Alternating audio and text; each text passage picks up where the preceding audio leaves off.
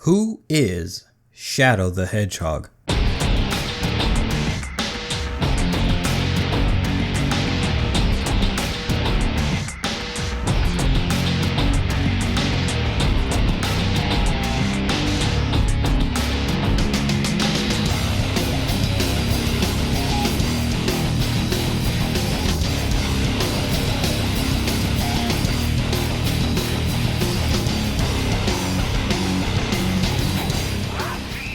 A character who took the franchise he inhabits in a new direction for nearly a decade.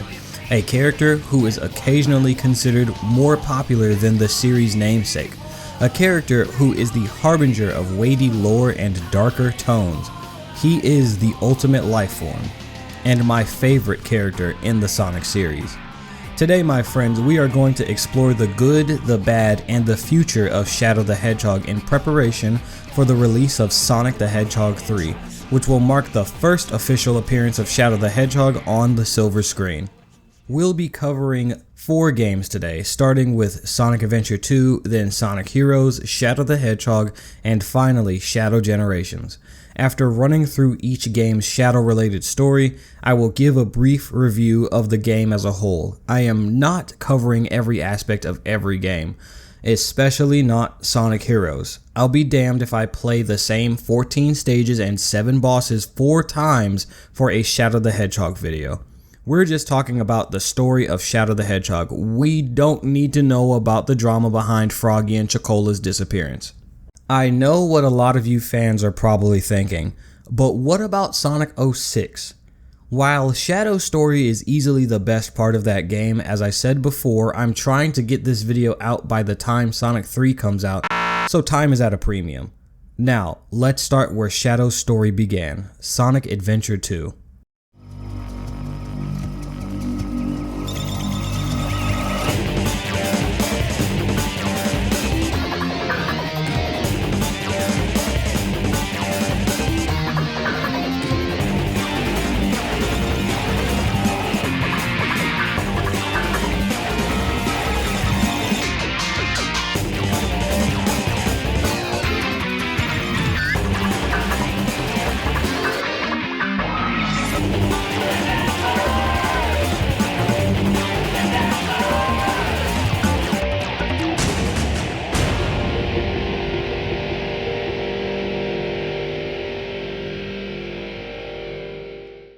Oh yeah, the nostalgia hits so hard every single time. I'm going to retell the events in a non-traditional order. I'm going to intertwine the hero and dark stories together, then go over the last story so that we can have the whole story streamlined into one telling.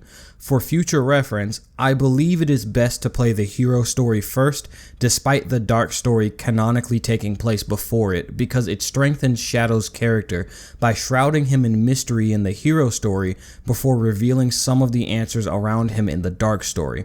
Also, if there is important information that is in the Japanese sub that needs to be mentioned, I will insert it where necessary. Just a heads up, the audio mixing in this game is atrocious, so please understand that there is nothing I can do about the audio quality. So the story begins on Prison Island, a security complex run by the Guardian Unit of Nations, or GUN for short. Dr. Eggman has broken into a high security facility in search of a deeply guarded secret linked to his grandfather's scientific work. He reaches the central chamber and enters the password into the terminal. Enter user data. Enter password. Password is Maria. Maria. Oh boy. The stasis pod rises and a creature emerges from within. Eggman mistakes him for Sonic. What's that? Is that you, Sonic? Are you trying to spoil my plans again? Let's nip this in the bud now before we go any further. Shadow does not look like Sonic, obviously, but when you look at the backstory behind the development of Sonic Adventure 2, things will make a little bit more sense. During development, Shadow was initially named Terios and looked like this. This was his design for most of the development process until he got a redesign rather late in production. Unfortunately, it seems as though the story had already been completed and it was too late to change the plot and script. Take note that most games after Sonic Adventure 2 do not have characters claim that Sonic and Shadow share a resemblance. Eggman realizes that Sonic's presence is impossible, and Shadow thanks him by saying he will grant him one wish. Before Eggman can make this wish, guns storm the chamber to contain Shadow and apprehend Eggman. Shadow tells him to bear witness to his power.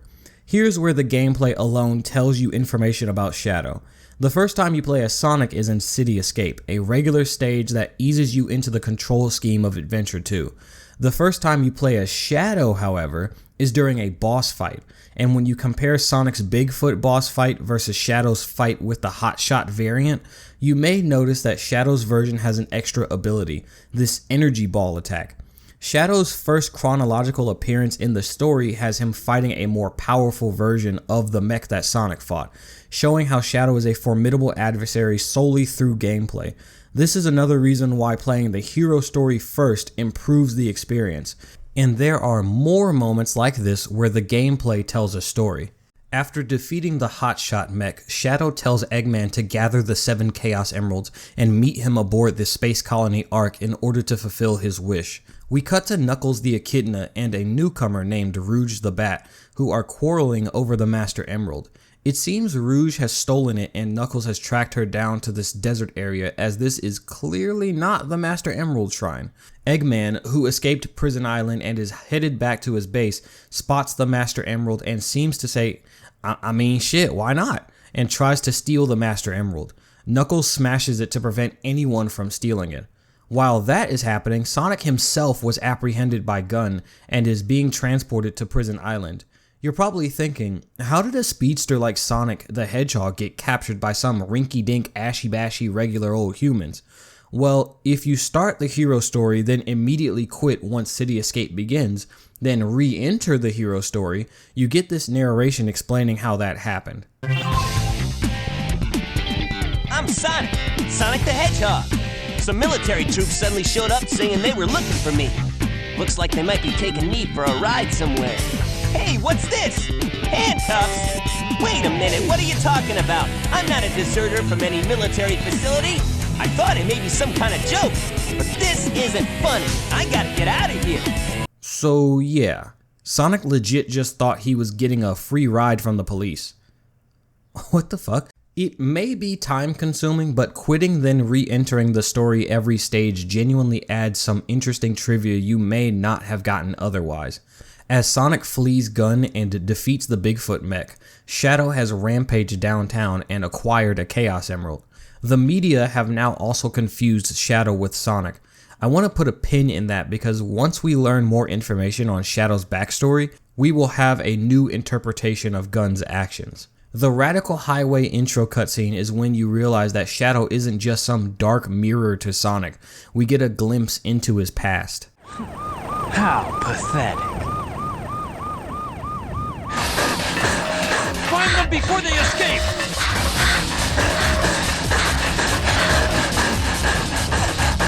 Maria!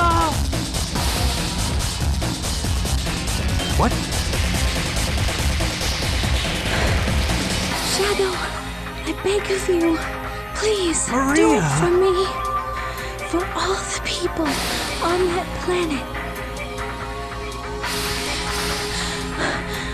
Sayonara, Shadow the Hedgehog. I still remember what I promised you. For the people of this planet, I promise you. Revenge! This was a relative shock to most Sonic fans when this game came out. It was way darker than anyone had anticipated. This is the first scene where you get a glimpse into the traumatic part of Shadow and the truly darker nature of this game's story.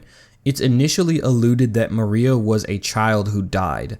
Child death is already a touchy subject, but the way she dies ends up making matters worse. When you learn how she died, Shadow calling humanity pathetic will make more sense. Here's another instance of gameplay telling the story.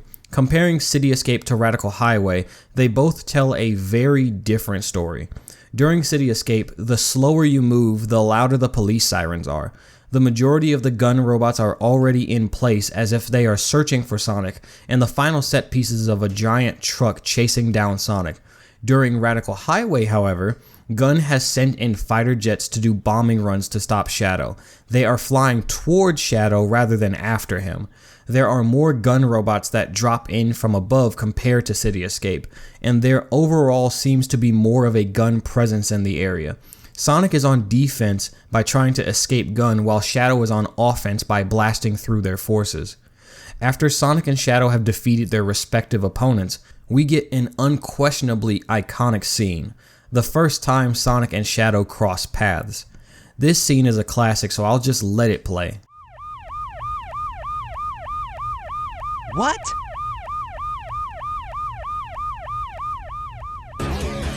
It all starts with this. A jewel containing the ultimate power. That's the Chaos Emerald! Now I know what's going on. The military has mistaken me for the likes of you. So, where do you think you're going with that emerald?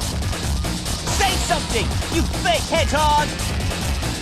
Chaos Control!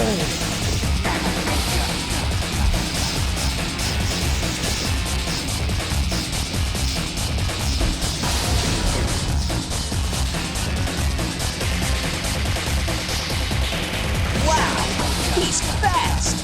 Hey, it's not his speed. He must be using the Chaos Emerald to warp. Shadow. I'm the world's ultimate life form. There's no time for games. Farewell! Good! Shadow, what is it? What's great about this scene is that it works well within the context of both the hero and dark stories. In the hero story, the way Shadow speaks about the Chaos Emerald is foreboding and ominous, yet it gives him a cool, calm, and confident aura about him. He knows what he's holding, and it alludes to the fact that Shadow isn't just some new hedgehog, he's been around the block for a long time. It gives you a very strong first impression. In the dark story, however, Shadow's line alludes to something happening, something beginning, because he has the first Chaos Emerald. He doesn't know what Eggman's quote-unquote wish is yet exactly, so what could he mean by this? It sets up the idea that Shadow is hiding something from Eggman and the player. So Shadow uses Chaos Control, a time-stopping ability, to escape as Sonic gets arrested by Gun and sent to Prison Island. Meanwhile, Eggman makes his way onto the derelict space colony Ark that sits in high orbit above the Earth. He meets Shadow in the main chamber of the world-ending weapon known as the Eclipse Cannon. It needs vast amounts of energy and power to fire, and the 7 Chaos Emeralds are the perfect power source. Listen to the way Shadow describes the Eclipse Cannon. The Ark was the first space colony created by mankind. Not many people know that the Ark contained a top-secret research facility where weapons of mass destruction were being created. This is one of them, a weapon capable of destroying an entire planet, codenamed the Eclipse Cannon. He knew just the right way to sell the idea to Eggman. How would he know how to do this? We'll get back to this. But alas, Rouge the Bat was snooping in on the conversation and knows exactly where to find the majority of the emeralds, back on Prison Island. As a sign of good faith, she offers a Chaos Emerald of her own to Shadow and Eggman. They enact a plan to steal the emeralds, blow up the island, and get away before anyone is the wiser.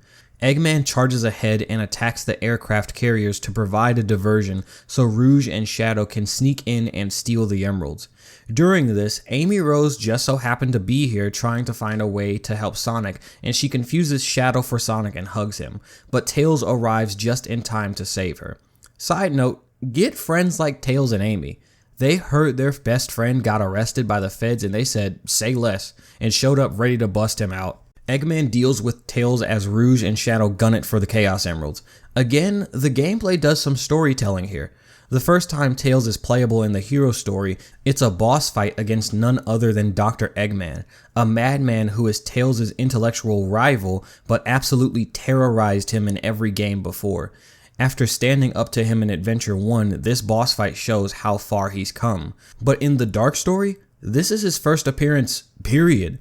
And it's also Eggman's first boss fight. Everything before this moment was child's play for the Doctor, but now he's going up against someone who actually poses a threat, and that first person is someone he wouldn't have taken seriously in the past games. Shadow seems to escort Rouge to Security Hall where she extracts 3 emeralds. Meanwhile, Amy breaks Sonic out of his cell, and we get a little bit of foreshadowing. So, Eggman's behind this, huh? What's all that writing on the wall anyway? Did you write that? The next time you see this prison cell, the story is going to take a turn, my guy. But in regards to the actual dialogue in this scene, we get some interesting characterization from Sonic here. Sonic reveals he has elevated Shadow to a new level of rivalry he didn't even elevate Knuckles to. Of course, he views Shadow as a serious threat due to Shadow framing Sonic for his actions, but he also seems to be annoyed by Shadow as he may have bruised Sonic's ego by being just as fast as he is. You can tell Sonic's irritated because of the fidgety nature of his movements while he's locked up. He's itching to find Shadow and deal with him. As Sonic is escaping, Shadow gets word that Rouge got stuck in a safe after she claims the 3rd emerald. Shadow was willing to let Rouge die for compromising the mission, but a memory of Maria activates and he decides to race against the clock to save her.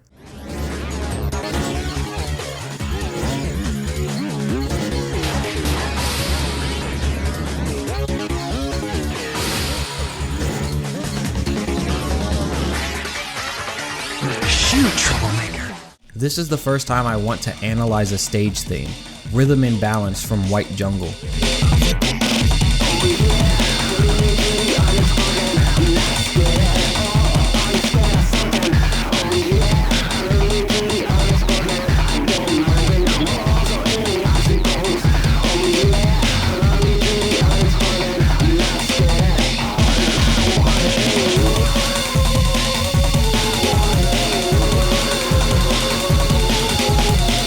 This song is my 3rd favorite song in the entire game. Musically, it is this tonally twisted, dark song with stuttering percussion, harsh turntable scratching, and sour violin melodies. You may also notice that the vocals are muffled and in the tenor range, compared to songs like City Escape and It Doesn't Matter that have the vocals in the alto range. The texture of this song represents the gnarled past and mental state of Shadow the Hedgehog as he begins to question what he's doing. Lyrically, the song seems to have Maria as the speaker, but obviously couldn't possibly be Maria since the voice is of a grown-ass man. When we get to the last story, this can be reinterpreted so it makes more sense. But the line, "You are frightened of something," seems to allude to Shadow being afraid to fail someone again after Maria's death. Or conversely, he is afraid to lose the Chaos Emeralds and fail to avenge Maria. Again, with information we get in the last story, we can recontextualize this song. On the way to save Rouge, Shadow bumps into Sonic and we get another classic scene. This one is so well known that you'd be hard pressed to find a Sonic fan who can't recite this scene purely from memory, awkward dubbing interruptions included.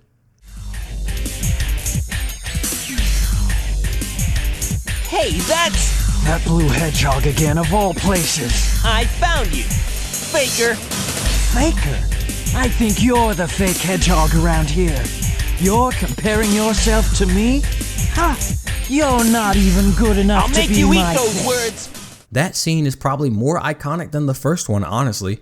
To give you an idea of how iconic this scene is, Snapcube's fan dub of Sonic Adventure 2 was supposed to be ad-libbed lines, but when Penny and Ryan, the voices of Sonic and Shadow respectively, got to this scene, they couldn't help but add in the actual game's dialogue to the dub's insanity.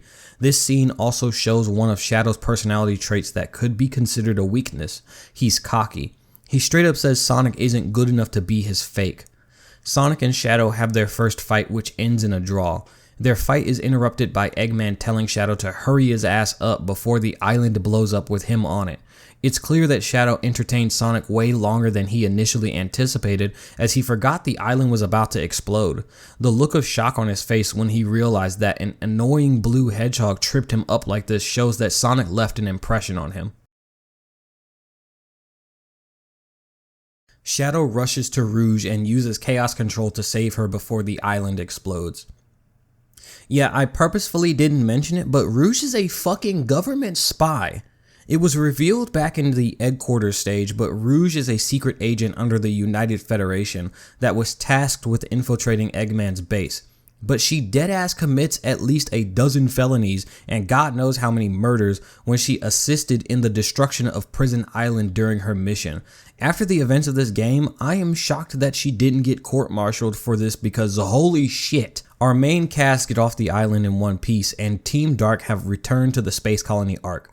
While there, Shadow remembers a conversation he had with Maria. He seems to be uncertain of what his purpose is at that point in time. He also says that Professor Gerald's science was meant to improve life and make people happy. Well, we'll see how well that ages, but listening to Maria in that cutscene, you'd think that an innocent girl like her couldn't possibly have a desire for vengeance and bloodshed, so what gives? The dub added the detail that Maria never knew what life on Earth was like, when the Japanese version had no such detail. Rouge breaks Shadow out of his daydream and teases him for saving her. Shadow aloofly states that he was only interested in securing the Chaos Emeralds. Eggman bursts in and says that they have enough energy for the demonstration. We then get the scene which has been a thorn in the lore master's ass cheek for decades. Eggman launches a shock and awe campaign against the world and destroys a chunk of the moon as a show of force. He demands the world's governments submit to his rule within 24 hours or Earth will be next. And then nearly every game after this one will completely forget this event happened. It wasn't until 2013 that Takashi Iizuka revealed that the moon had rotated and every time we saw a quote-unquote full moon, it was just the intact side of the moon facing the camera. Right, well, I've seen worse retcons. Meanwhile, Team Hero is down on Earth and is shocked at the lengths Eggman has gone this time. Now together, the team decides that it's time to go on offense. Everything the heroes have done up until this point has been a reaction to Team Dark's schemes. Now they devise a plan to figure out where Eggman is. After escaping Gun, linking up with Knuckles, and finding the president of the United Federation, Sonic and Tails trace Eggman's broadcast to the Space Colony Ark. Cut back to the Dark story and... Why are you so upset? This clip is so much funnier in the context of the Dark story, since this scene takes place mere seconds after Eggman blows a chunk out of the moon. We go from a devastating act of terrorism to... In the Dark story, it's not immediately apparent that Eggman is frustrated because Sonic just cut off the transmission to the president. So when Shadow says the line, "Our threats fell on deaf ears," it comes across as the president just completely shrugging off a weapon of mass destruction, revealing itself from space. As humorous as this scene is, it's a product of mistranslation, as Shadow's original line in the Japanese sub seemed to be, but just as Team Hero has concocted a plan, Team Dark has as well. They need the last Chaos Emerald to unlock the Eclipse Cannon's full potential. According to Shadow, by the way, Rouge hands Eggman a newspaper that states that Tails has the last Chaos Emerald due to being gifted it after saving Station Square. A nice little nod to the events of Adventure 1, which this game has made very little reference to as of this point. Eggman tells Rouge and Shadow to track down the Fox Boy so they can get the final emerald. Take a listen to what Shadow says before he leaves. Did you get that? Soon enough, Maria. After Eggman and Shadow leave the room, Rouge reports back to her superiors and reveals why she's here. Her mission is to learn the truth of Project Shadow. The United Federation seems to have also taken an interest in finding the truth about Project Shadow, as they have sent in Rouge as a secret agent unbeknownst to Gun. Why would the United Federation need to confirm that Shadow is the ultimate life form? The two conclude their mission by relaying to Eggman that Team Hero is headed to his pyramid base in the desert. Back with Team Hero, Knuckles tells the team that he spotted Eggman and Rouge entering the base. The team begins the assault on Eggman's base with Tails of all people leading the charge. It shows how Tails has grown immensely since Adventure 1, where he relied too heavily on Sonic to lead the way. Honestly, Tails himself could use a video like this because he's been all over the place too. Team Hero cracked the first two layers of Eggman's base, with Tails finding the entrance and Sonic breaking through the inner defenses. It's up to Knuckles to crack the last layer of security by finding the key. Side note, I love how Sonic says, That egghead sure loves mechanical things, doesn't he? I'll bet he has 1 or 2 spaceships lying around here somewhere. as if space shuttles are just easy to construct disposable items and not $200 billion investments. After Knuckles unlocks the final door, we get what is known as a big-lipped alligator moment, where Knuckles suddenly has to fight a copyright-safe version of King Boo named King Boom Boo. Yeah, Sonic and Knuckles have come across a few smaller ghosts on the way here, but that isn't enough to justify whatever the hell this is. After that fight, Team Hero gets another boss fight where Eggman controls this stone golem to fight Sonic. Funnily enough, both Sonic and Eggman's fights with the egg golem are canon, as Sonic's fight involves destroying the control unit on its head. Then the cutscene before Eggman's fight shows Sonic destroying the control unit, thus causing the egg golem to attack Eggman. Dean Bristow's delivery in this next line is hilarious ham. Turns out that Sonic was right, as Eggman has a NASA-style space shuttle ready to launch within his pyramid base. Go figure. The team lifts off as Eggman fights his golem. Meanwhile, Rouge is in the central chamber of the Ark and gets word that the heroes escaped. While telling him that she'll take care of them, Rouge asks Eggman for the password to the main computer, and since Rouge has earned his trust, Eggman gives it to her. Within the computer, she searches for information on Project Shadow, but something is not right. More on that later.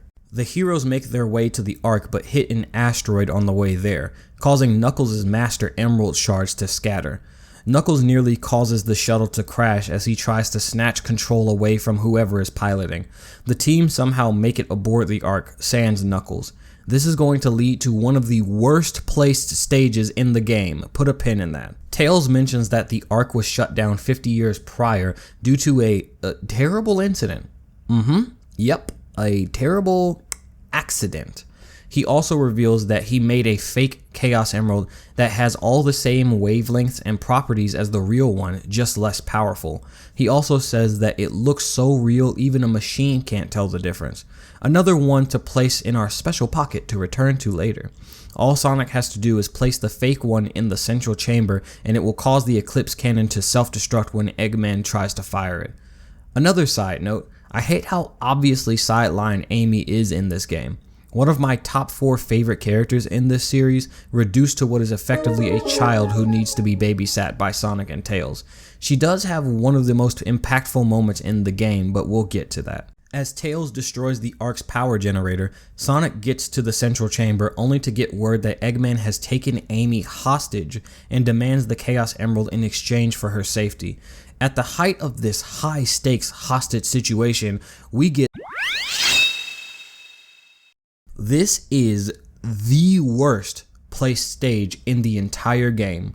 Meteor Herd should have been the stage before Eternal Engine and the hostage scene. It shatters the entire flow of the story when we get booted to Knuckles' side quest that takes place in a stage that can take longer than average to complete due to how absurdly large the stage is. Then you get a boss fight against Rouge over the Master Emerald shards. After that fight, Rouge hands over her shards and we get a shipping tease. That's the end of Knuckles' side quest. He's now about to join the main cast. Returning to the high-stakes hostage situation that we wanted to see, Sonic enters an observatory area where Eggman has Amy at fucking gunpoint and tells him to hand over the emerald and no one gets hurt. Sonic, thinking he can pull a fast one on Eggman, willingly hands over the fake emerald as Tails watches on with bated breath. When Sonic steps into the middle of the room...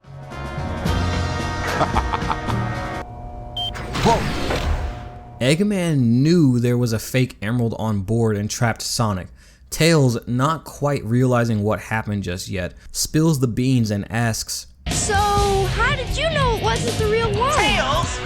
Because you just told me, Fox Boy. Swan, oh my gosh, no. I'm getting played right now, aren't I? Flamingo. I'm getting played like some kind of chump. That's the thing. He didn't know. Let's rewind a bit and check out the dark story side of things. Eggman had just finished dealing with the egg golem and noticed that he was getting readings for 2 different emeralds on the Ark, which should be impossible because they have 6 of the 7 total, meaning one of those emeralds has to be fake. He orders Shadow to be on standby in case something happens to him as a contingency. What happened here is that Eggman trapped Sonic to get confirmation on which emerald was the real one. If Sonic has the real one, he can kill Amy and Tails and then suffocate Sonic and take the last emerald from his corpse. If Sonic had the fake one... Now for a little space ride. The capsule clears the colony bad.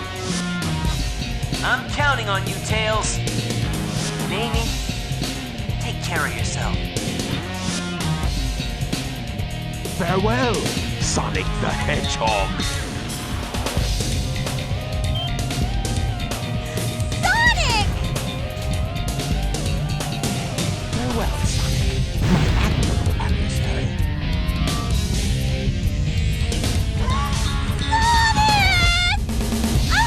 Now we have some unfinished business to take care of. If you give me the real emerald, I will release you both. You have my promise. Real shit, I have to give props to Eggman. This version of Eggman was the pinnacle of what this character is supposed to be. He's menacing, cunning, responsive, and almost always 2 steps ahead of whatever the heroes are doing, while also having a humorous and fallible side. For lack of a better term, this Eggman is built different. This scene as a whole was amazing. One thing I don't hear people mention often is Amy's utterly heartbroken cry for Sonic after the capsule explodes. It's a surprisingly emotional delivery. Well, it's probably because they reused one of Amy's clips from Adventure 1 right before that moment, and it's a bit goofy sounding. Sonic! Tails steps up and says that Sonic has never asked anything of him, and now is the time to put on his big boy pants. He fights Eggman to avenge Sonic. We cut to Shadow and he was watching the events unfold from another room. At the sight of Sonic's capsule exploding, Shadow laments that Sonic must have just been an ordinary hedgehog. He sounds a bit disappointed, maybe because he was hoping that he had met his equal or someone who was a formidable opponent. Shadow confronts Rouge in the central chamber. He has a really oddly worded line here. Now I know who you are. You're that government spy, Rouge the Bat, aren't you? What the fuck is he talking about? Why is he referring to Rouge like she's a world-renowned spy that everyone knows? Is this a mistranslation? In the Japanese version of the cutscene, the line is written in a way that implies that Shadow has done research on Rouge and found out about her ties to the United Federation, which, while it still doesn't quite fix this scene, it does make a bit more sense. Rouge pulls an Uno reverse card on Shadow and says, "Oh yeah? If you're Project Shadow, then what's this?" She pulls out a report that has an image of, well, we'll just say a reptile of some kind on it for now, and asks Shadow about the truth. If he's Project Shadow, why is there no record of his existence? This is why the United Federation needed confirmation. This thing is what they have in their database for Project Shadow and the Ultimate Lifeform. Yet, here is Shadow claiming the same thing. Shadow confirms that he is indeed Project Shadow, as Eggman tells Shadow to intercept an intruder who is headed for the Eclipse Cannon's barrel. Before he leaves, he tells Rouge to leave the real emeralds alone and take the fake one. Rouge sets up the idea that his memories could be fake, and Shadow highlights one of the reasons people love him. Even if my memories are not real, it's still me, Shadow. And I will fulfill my promise to Maria. It's the only thing that matters to me now. This is the core of Shadow's character. No matter what happens, even if his memories cannot be relied upon, he has one thing he knows for sure. He has a promise to keep to Maria. It's crazy how it would take Sega 4 years to loop back around to this moment. But the Japanese version is infinitely better. たとえ僕の記憶がフェイクだとしても僕にとってはそれが全てだ彼女マリアの願いを叶えるただそれだけだ Why did we not get this line? What the fuck? Shadow rushes to meet the intruder at the cannon's barrel, and it's none other than Sonic the Hedgehog. He survived the exploding capsule by using Chaos Control with the fake emerald, a feat that even manages to impress Shadow. Despite his respect for this feat, Shadow must stop Sonic, thus leading to their final showdown in this game. Now, things get a little messy around this part of the story. There are aspects of the hero and dark stories that seem to clash with each other, so let me try and explain what I think are the canon order of events. Eggman is defeated by Tails and manages to grab the real emerald after his defeat. He flees to the central chamber and places the last emerald into the cannon as a warning goes off. Sonic managed to defeat Shadow and, as he puts it, slam dunk the fake emerald into the Eclipse cannon, causing a chain reaction that prevents the cannon from firing. However, since the next section of the story requires it, I believe Eggman really did snatch the last emerald and put it in the cannon's chamber, thus setting off the events of the last story. The ultimate life form. Chaos Vengeance. Space desperation. Supersonic. Collision. Untamed power of chaos. Professor Gerald, The truth about 50 years ago. Sonic Adventure 2. Last episode. Wishes are eternal. Yeah, you thought it was over? Think again. The last story begins with Eggman freaking out over the Ark having a meltdown, and he can't seem to figure out why. Sonic and Knuckles return to the observation room that Tails and Amy were last seen in. The Ark has started trembling and no one knows why. Rouge enters and informs everyone that according to her superiors, the Ark is rapidly approaching the Earth and it will kill everyone when it impacts. A video of Gerald Robotnik tied to a chair starts playing on a nearby terminal.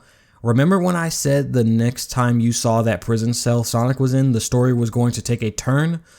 Well, here goes. In this video, Gerald reveals that this was all by his design. When the 7 Chaos Emeralds are placed into the cannon's chamber, it would trigger a program in the Ark system that would set it on a collision course with Earth, and it is irreversible. He goes on to explain that he did this because humanity took everything from him, and he wants to make them suffer the way he suffered. This gets way darker when you realize that this is a video of Gerald's last words before his execution by firing squad. Eggman enters the room and hands Rouge his grandfather's journal.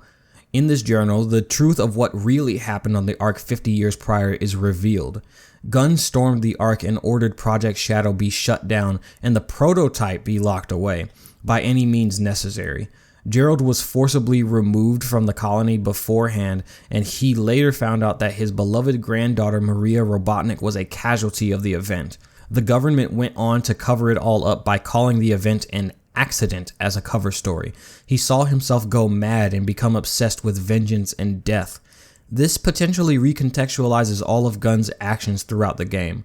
Looking at it another way, there's no way they could reasonably confuse Sonic for Shadow when they had him sealed away on Prison Island for 50 years. So what did they do? They framed Sonic and planned to use him as a scapegoat to cover up the truth. They could arrest Sonic to diffuse public concern while also working on a way to contain Shadow, since they know full well they don't immediately have the means to capture the ridiculously powered ultimate life form. Gerald completed Project Shadow on Earth, saying that he designed Shadow's mind to be perfect and that everything will be left to him. In the Japanese version, the professor explicitly states that he had complete control over Shadow's memories, implying that the professor corrupted Shadow's mind and memories while he was in stasis. Gerald finished the entry by saying that one should release Shadow if they want to unleash despair and destruction on the world. This explains how Shadow was able to effectively sell the Eclipse cannon to Eggman. He was programmed to do so by Gerald, as he knew that whoever released him must have wanted to cause chaos. This also recontextualizes the song Rhythm and Balance, showing us that the speaker is not Maria, it's Gerald Robotnik. Eggman says that the Chaos Emeralds have basically turned the cannon's core into a giant bomb. The moment it hits Earth, it will kill everyone. Rouge proposes that Knuckles uses the Master Emerald to nullify the power of the Chaos Emeralds as a way to stop the Ark. In a poorly translated line, Tails explains that the Chaos Emeralds have moved away from the central chamber and deeper into the Ark. Everyone decides to work together to stop the Ark, and this is Eggman's idea of all people. This started a bit of a trope for a while in Sonic games where everyone works together to stop the bigger bad, no matter what side they were on. But you may have noticed one person who is not helping. Look, it's Shadow! As the heroes work together to get to the cannon's core, Shadow has decided to sit back and watch, as this was his mission all along. He manipulated Eggman into gathering the resources to get all 7 Chaos Emeralds. There were hints all along that Shadow was hiding something. Back at the beginning of the Dark story, Shadow has a sly smirk on his face as he tells Eggman to bring him the 7 Chaos Emeralds to the central control room in the Space Colony Ark. When Team Dark devises a plan to steal Tails' emerald, Shadow mutters something about almost being done to Maria before leaving the room. If you exit the game after completing Cosmic Wall and then re-enter the Dark story, Shadow seems to show his hand a little bit during the recap narration by saying, "I'm almost finished." We then see why Amy is one of my favorite characters and why she is one of the most important characters in this game. She sees Shadow and asks him to help. Shadow resigns himself and says there's no point. This was all by design. What Amy says next breaks through Shadow's programming. She says that the people of Earth may be selfish and violent, but they're all striving to be happy. She begs Shadow to give them a chance to do so. This directly reminds Shadow of Maria's real final wish, the one Gerald suppressed through his programming. Maria wanted Shadow to protect the people of Earth so that they have a chance to be happy. In the Japanese version, Maria explicitly says that it is his purpose, giving him one after spending a good chunk of the game wondering why he was alive in the first place.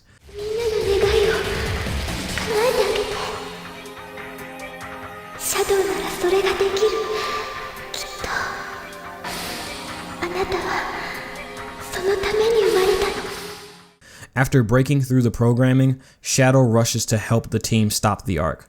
It's a shame that the English dub is so subtle about Shadow's mind being reprogrammed.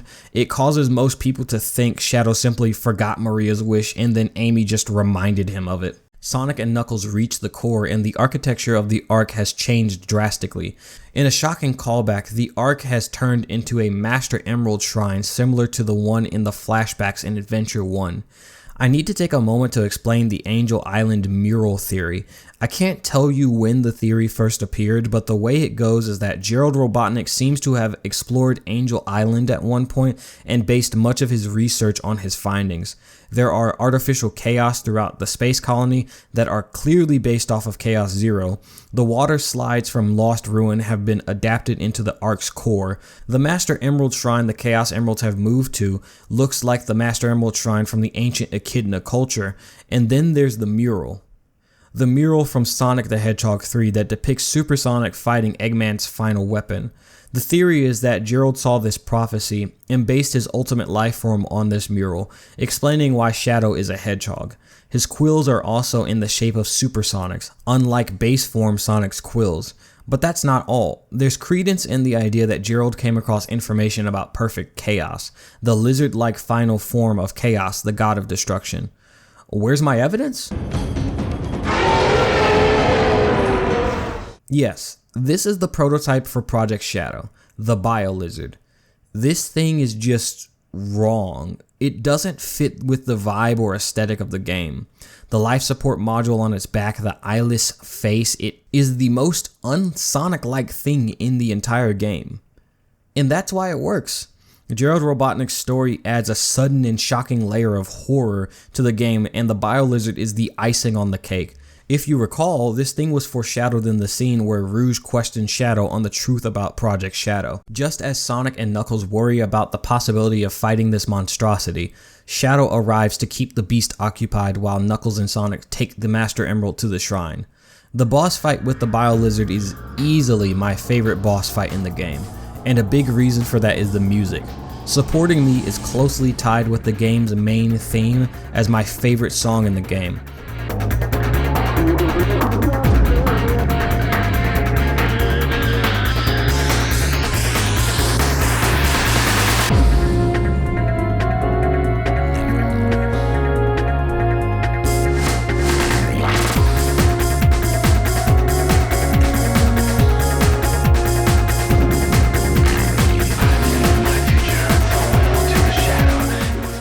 It's an eerie and oddly dark and dreary song for the game it's a part of.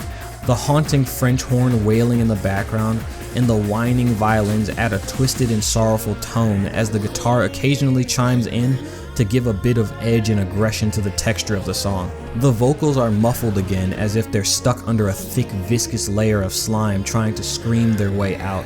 Most of the pre-chorus is in the tenor range again, just like rhythm and balance, until you hit the actual chorus.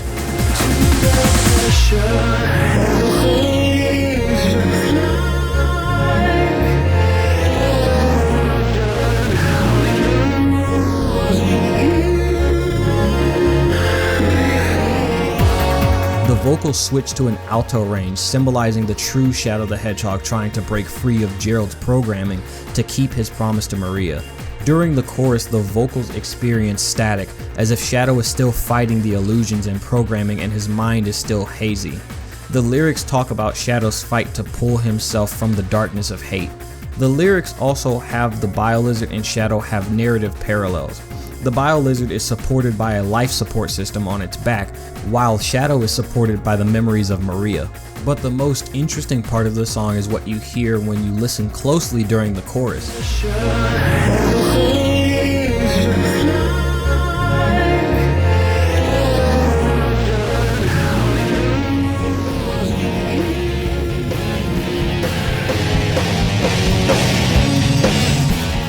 You can hear the leitmotif for the main theme in the background being played by the strings. It's a small bit of foreshadowing. This song has genuinely brought me to tears before. It is unequivocally one of the most beautiful songs in the franchise. This is the unofficial theme song for Shadow the Hedgehog in my headcanon. It fits so much better than All Hail Shadow, I Am All of Me, and Throw It All Away, despite me really loving those latter two songs. But after Shadow defeats the Biolizard, Sonic and Knuckles negate the power of the Chaos Emeralds using the Master Emerald. Despite powering the emeralds down, the Biolizard uses Chaos Control and has become one with the space colony, so it can drag the Ark into the Earth and destroy everything. Yeah, Eggman describes it that way so that it downplays the fucked up nature of what just happened. You'll see very soon. Sonic and Shadow stare at each other, knowing what must be done. They harness the power of the Chaos Emeralds while also doing a rather interesting hand motion and turn into Super Sonic and Super Shadow. And the final iconic moment of the game, the final hazard.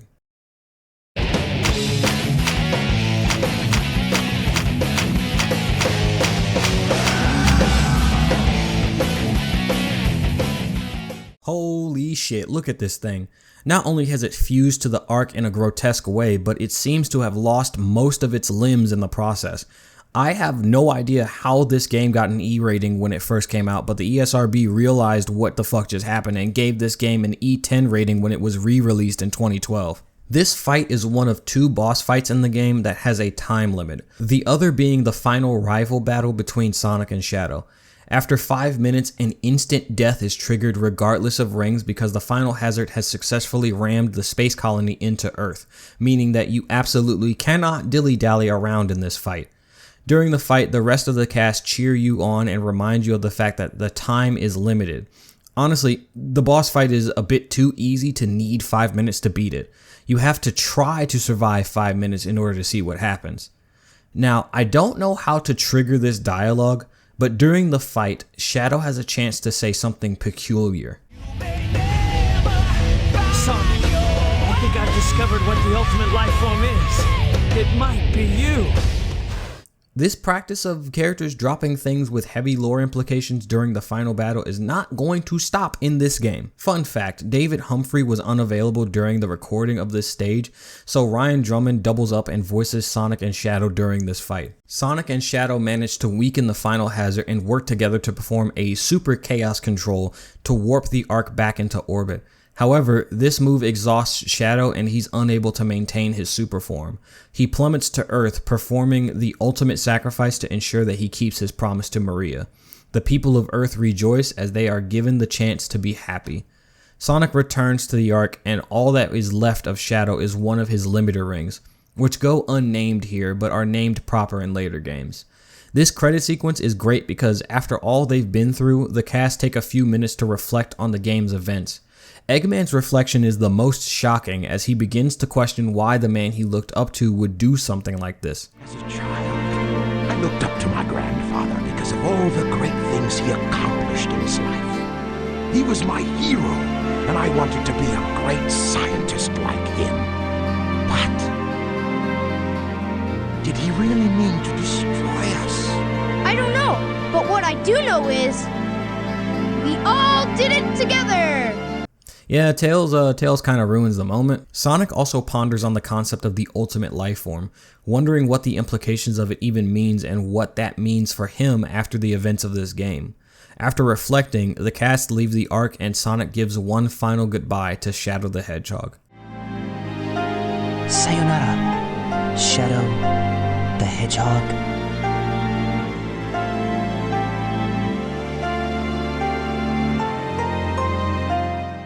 And that's Sonic Adventure 2. Now, to recontextualize this story, let me add the little detail that Sonic Team weren't sure if they were going to ever make a Sonic game again.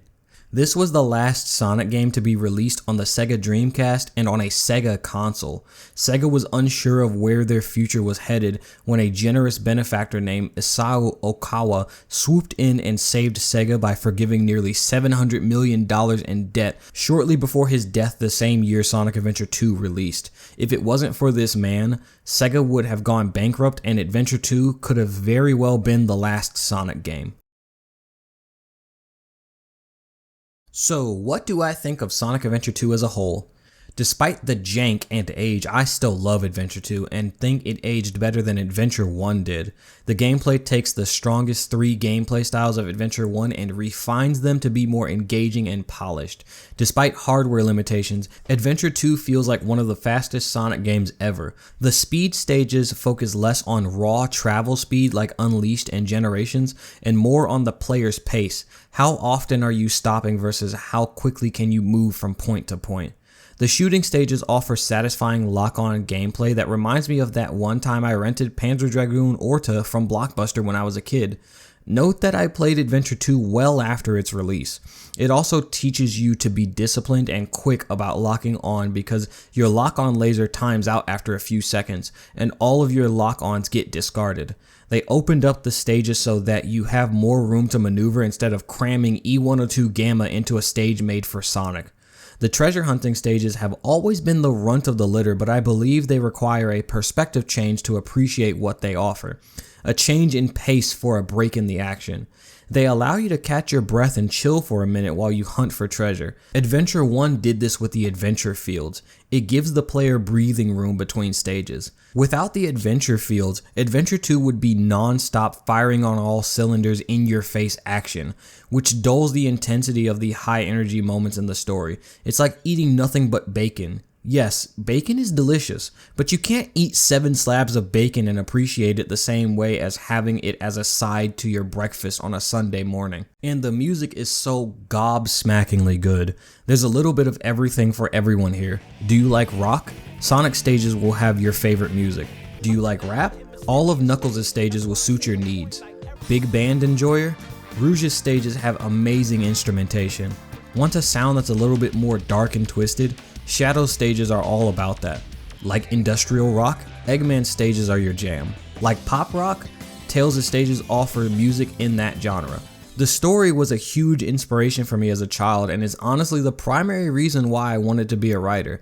I have piles and piles of comics that I drew when I was younger that had my original character Do Not Steal, Blur the Hedgehog. I love the fact that the game makes no attempt to try and highlight how silly it looks to have cartoon animal people dealing with government black ops, cover-ups, and executions. It has a story that it takes very seriously and has no, isn't this just the craziest thing ever moment like a lot of the modern games do.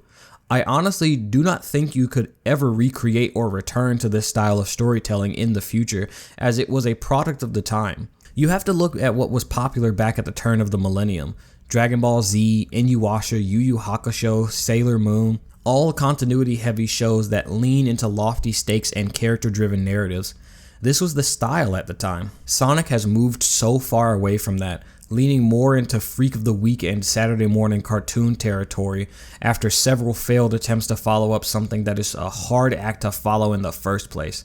Our next game is the first 3D Sonic game after Adventure 2 to release that is going to show us how a less continuity heavy Sonic game looks.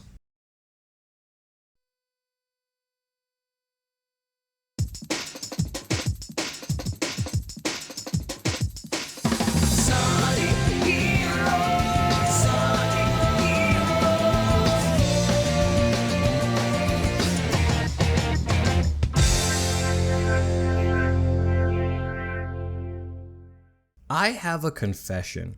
While Sonic Adventure 2 is the game in this series that I have the most nostalgia for, Sonic Heroes is actually the first 3D Sonic game I ever played as a child. I played the games in reverse: Sonic Heroes, Sonic Adventure 2, then Sonic Adventure 1. Sonic Heroes marks the first game in the series that was developed solely for third-party hardware, those consoles being the original Xbox, the PlayStation 2, and the Nintendo GameCube. Since Sega was going to introduce the franchise to an entirely new audience, instead of making a direct sequel to Sonic Adventure 2, they decided to go for a soft reboot of sorts. Sonic Heroes has more of a cartoonish aesthetic, with levels that look like 3D renditions of the Sonic Advance levels. However, it wasn't a full reboot, as Shadow's apparent death was acknowledged in the game's instruction manual. Yeah, you Gen Z and Gen Alpha kids grew up with empty cases and digital downloads, while us millennials and Gen Xers had a whole fat-ass booklet that explained the game to us. Wait, Eggman is a feminist? So knowing that Sonic Team wanted an easy way for new fans to enter the franchise, let's keep that in mind as we look at the plot of the Team Dark portion of the game. Spoiler alert, this is the part of the video that is going to be very, very short. Now, something that I found out during the development of this video is that Shadow was originally not supposed to be in Sonic Heroes. He was supposed to remain dead, as Rouge would end up with Team Rose and Omega would have never existed. To think we almost didn't get this banger of a line. I condemn. Team Dark's story begins with Rouge plundering one of Eggman's bases looking for his secret treasure. I've never really known Eggman to have a trove of secret treasure, but it's only mentioned in this scene to quickly inform the player that Rouge is a treasure hunter. I mean, I guess the fat man has to be rolling in dough since he has enough money to have a few space shuttles lying around. Rouge easily accesses the room and comes across a stasis pod that contains Shadow. Unbeknownst to her, she accidentally activates E123 Omega, the last robot in Eggman's E-Series robots. Yeah, it was like a whole thing in Adventure 2 where Eggman made a whole team of robots called the E-Series robots that had Greek alphabet code names. Basically, one of them went Maverick and killed all the other ones that were active at the time, and Omega is a part of that series. After a small scuffle, Rouge breaks up the fight between Shadow and Omega. She finds out that Omega is pissed because Eggman locked him in this room, and Shadow can't remember anything, not even his own past or who he is. Rouge tells the boys to work together so they can find Eggman and get what they want. Answers for Shadow and Eggman's dead body for Omega. Omega's a bit different. And that's basically it for half of the Team Dark story. Huh? Yeah, I'm not joking. Most of the stuff that happens between this intro cutscene and all the way up to the Egg Albatross fight is complete filler, narratively speaking. You may have noticed that the Sonic Heroes section of this video is short as hell compared to the other 3 sections, because this game gives me very little to work with. But what about the things Eggman tells Shadow? What, you mean the fake Eggman that's actually Neo Metal Sonic in disguise? It's revealed in the Team Chaotic story that the real Eggman was locked up in the Egg Fleet during the events of the game. Nothing the fake Eggman says can be trusted since it's actually Neo Metal Sonic in disguise, so all of it can be disregarded. After the Egg Albatross fight, it's revealed that there is a possibility that the Shadow we play as in Sonic Heroes may be an android. In the wreckage of the Egg Albatross, there is a bisected offline Shadow android laying in the debris next to the dummy Eggman. Rouge prepares to comfort Shadow, but he shrugs it off and tells the team to keep moving. This was a ploy for Neo Metal Sonic to copy Shadow's life data to make itself stronger. Then we get the boss fight against Team Sonic in Frog Forest, and... Hey, isn't that... Sonic! Talk about being stubborn and full of surprises. They are incredibly underwhelmed by the sight of a dead guy standing in front of them alive. Sonic and Shadow share some banter and the two teams fight. Doesn't really matter, moving on. I really shouldn't be saying that the reunion of Sonic and Shadow after the former thought the latter was dead doesn't matter. But this is kind of what Sonic Team wanted this game to be, unfortunately. The whole scene is kind of nonsensical when you really think about it. They're all trying to stop Eggman, so why not work together? Rouge is the most goofy in this scene since she has no allegiance to Eggman and would have told Shadow and Omega how they worked together in the previous game well in advance of this confrontation. And it seems she did because Shadow refers to Sonic as that blue hedgehog. There's no other scene before this one where Sonic and Shadow have met in this game, and Omega has been sealed in that room for God knows how long. So the only logical explanation is that Rouge told him about Sonic. Now we have to fight Team Sonic, only for it to mean nothing because these fights have to technically end in a draw for narrative reasons. Starting up Hang Castle, Shadow begins to wonder about Sonic and why he looks like him. We've been over this. The resemblance gimmick goes away after this game. He also ponders what exactly he even is, which will become a meme for nearly a decade of Shadow constantly saying, "Who am I?" After the wake-up boss fight known as Robot Storm, holy shit that fight was hard, we reach Eggfleet where it seems as though Shadow's arc kind of peaks here, and we could have easily went in a new direction with the character without treading the past and obsessing over his backstory for a whole game 2 years later. Absolutely. Not gonna do it. Nope. Nuh-uh. No. Shadow is finally in line with who we know him to be from Sonic Adventure 2. You'll regret this, Doctor. Even if I'm not real, I'm still the ultimate life form, Shadow the Hedgehog. What's extra crazy is how it seems that they were alluding to Shadow having PTSD so deep that it broke through his amnesia. We're flying very high. We might even be at the edge of space. Space. Did you say space? The fall from the Ark was so traumatizing it appears to trigger anxiety in him at the mere mention of the word space. This will be mildly important for a plot hole in the next game. Fast forward and Team Dark defeats Eggman, who is yet again a fake, even though Omega doesn't seem to notice the metallic T-1000 style slime under the body. Rouge goes to see if she can find this secret treasure, but instead she finds a facility full of shadow androids, possibly thousands of them in stasis. Omega enters the room and tells Rouge the reality of cloning. The original must be around somewhere. Shadow and Rouge have some banter, and that's it for Shadow Story. Yes, really. I wrote this section in about an hour, and that's only because I had to cross-reference my script with the gameplay footage I recorded. It would have taken me even less time if I accurately remembered all of the story beats.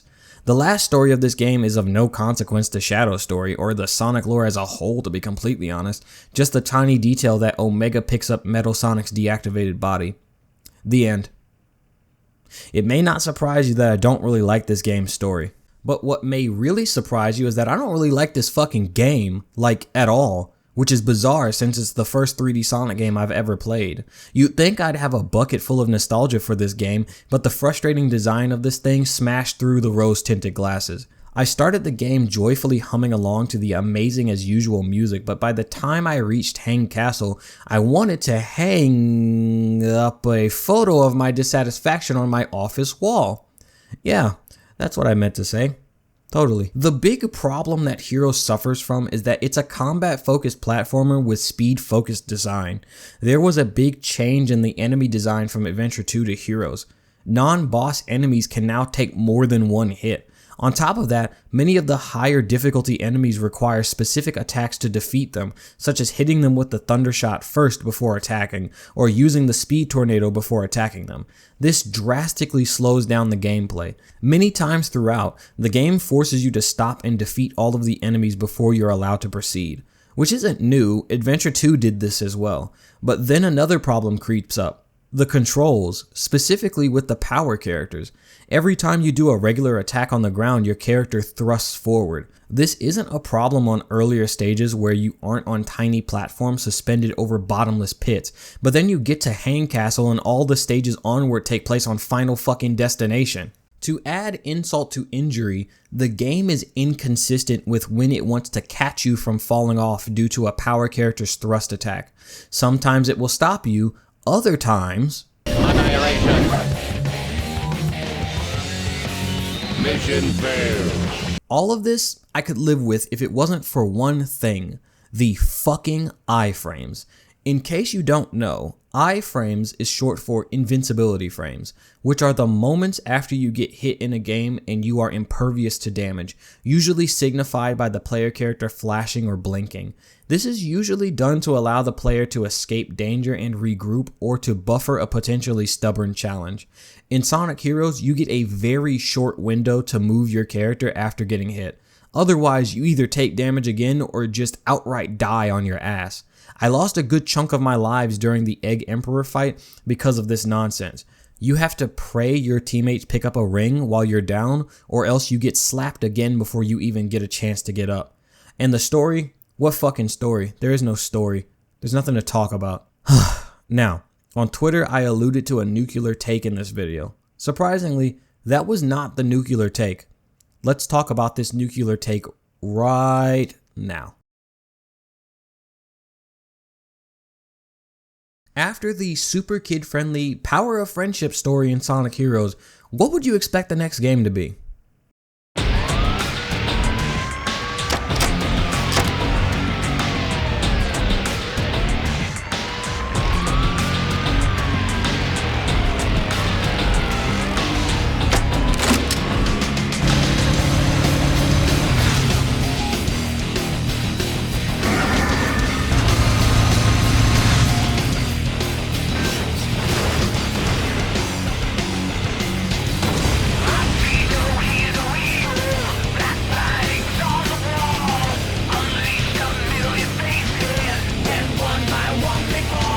Yeah, this took a gigantic fucking turn on what the fuck is this avenue.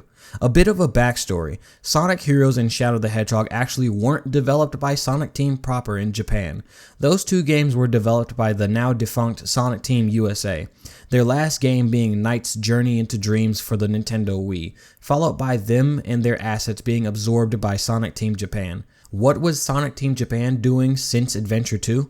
After making Billy Hatcher and the Giant Egg, they worked on Sonic 06 for 3 years. If you've played Sonic 06, I'm sure you are scratching your head wondering how that game got 3 years of development time and still came out in the condition it did. Shadow the Hedgehog was Sonic Team USA's project that was intended for a more mature audience, featuring firearms and other weaponry, more realistic violence, swearing, and darker themes. Kind of. The beta version of the game even included red blood at one point.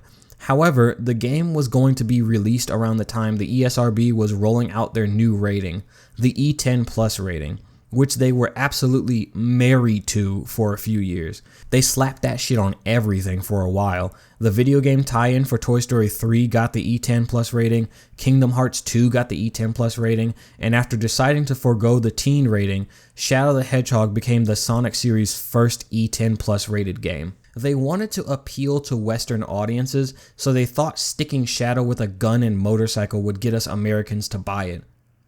And despite this game's reputation, it unequivocally worked. Shadow the Hedgehog was one of Sonic Team's best-selling titles at the time, selling around 2 million copies over the next year.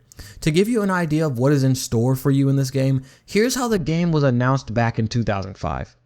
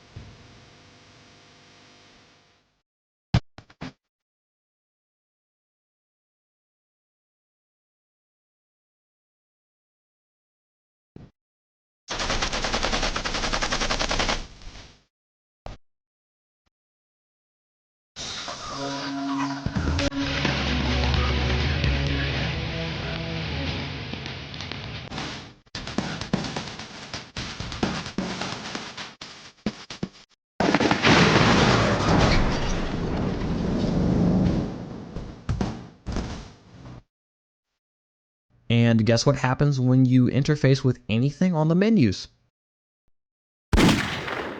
Yeah. There's an air of trying too fucking hard with this game. And finally, we have to address one last thing. This game has a branching storyline. Each stage gives you 2 to 3 missions, and whichever one you choose to complete will dictate which way you traverse the game. This was a retooled feature that was initially intended for Sonic Adventure 2, but finally surfaced in this game. While ambitious, it leads to some very ridiculous moments during the story. Let me show you by going through one run-through of the story mode. We begin with a cutscene of Shadow standing in what I assume is a park in Westopolis, since I don't know any cities that just end and turn into countrysides the way this shot implies. Shadow is mulling over some flashes of his past that he hasn't put the pieces together to yet. Here we get the first instance of the game ratcheting up the violence. While Maria's fate was never ambiguous, this game decides to add the detail that a gun agent coldly and clinically fucking shot a 12-year-old girl with a 1911.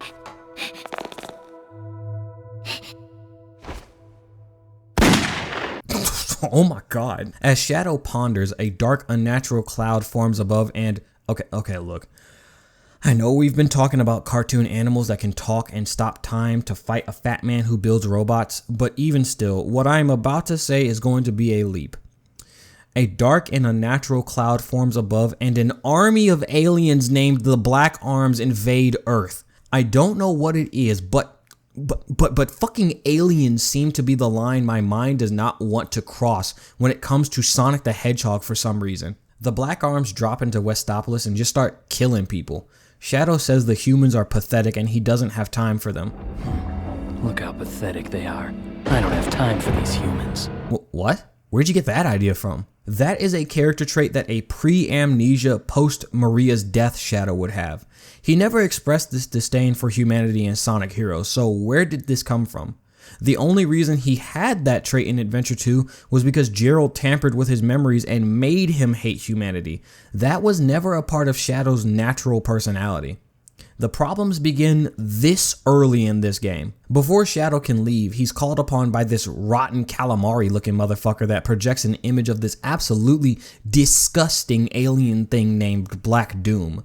The aesthetic of Black Doom and the rest of the Black Arms is so out of place in the Sonic universe that it's comical. The BioLizard worked because it looked out of place but not too detailed and graphic. Shadow the Hedgehog is still a relatively cartoonish game while Black Doom is in Hyper Sigma HD. Black Doom tells Shadow that a day of reckoning is near and orders him to collect the 7 Chaos Emeralds. Shadow is unable to ask him to elaborate because he flies away right before the area is fucking shelled or something. I have no clue what causes these explosions or how all of them miss Shadow, but whatever. Shadow basically says, well damn, and decides that finding the 7 Chaos Emeralds is his best bet for revealing the secrets of his past. He rushes towards Westopolis and the game begins.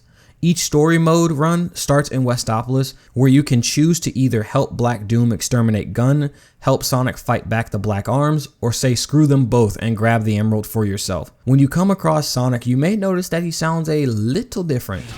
Hey Shadow, long time no see.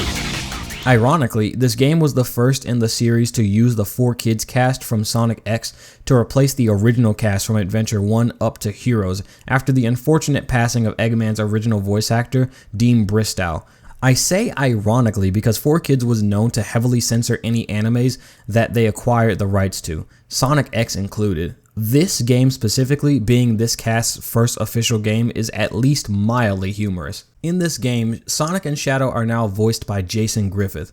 With each voice change, I'll give you my brief thoughts on each actor's performance. While Jason Griffith is the definitive Shadow in my eyes, his Sonic is okay. But not in this game. Holy shit, he is really annoying in this game. Oh yeah, bring it on! Shut the fuck your mouth! After this stage, you will always get a cutscene of the Gun Commander, who is named as such verbatim in this game, showing contempt for Shadow, ordering his men to kill Shadow if he is sighted with the Black Arms. This character's motivations literally make no sense, but we'll get to it much later. We also get confirmation that Westopolis experienced heavy casualties, which is just casually dropped without much weight given to the moment. While we're here, the Black Arms are consistently called all kinds of really crazy things, and I am genuinely shocked that no one at Sonic Team pointed out how much of a shitstorm some of this dialogue could have created. Disgusting black creatures, get out of my sight. Hey, Shadow! You saw them too, didn't you? Those black creatures floating around here? And if you find Shadow with the black aliens, then kill them all. God, this game came from a different time. In this run, I chose to ignore both Sonic and Black Doom and grabbed the Chaos Emerald. Black Doom was not happy about this. He mentioned something that has serious implications though. You've deliberately disobeyed me, Shadow. No one tells me what to do. I have my own reasons for collecting the Chaos Emeralds. You really don't understand the situation here, do you? Perhaps Professor Gerald has done more to your memory than I imagined. The Professor?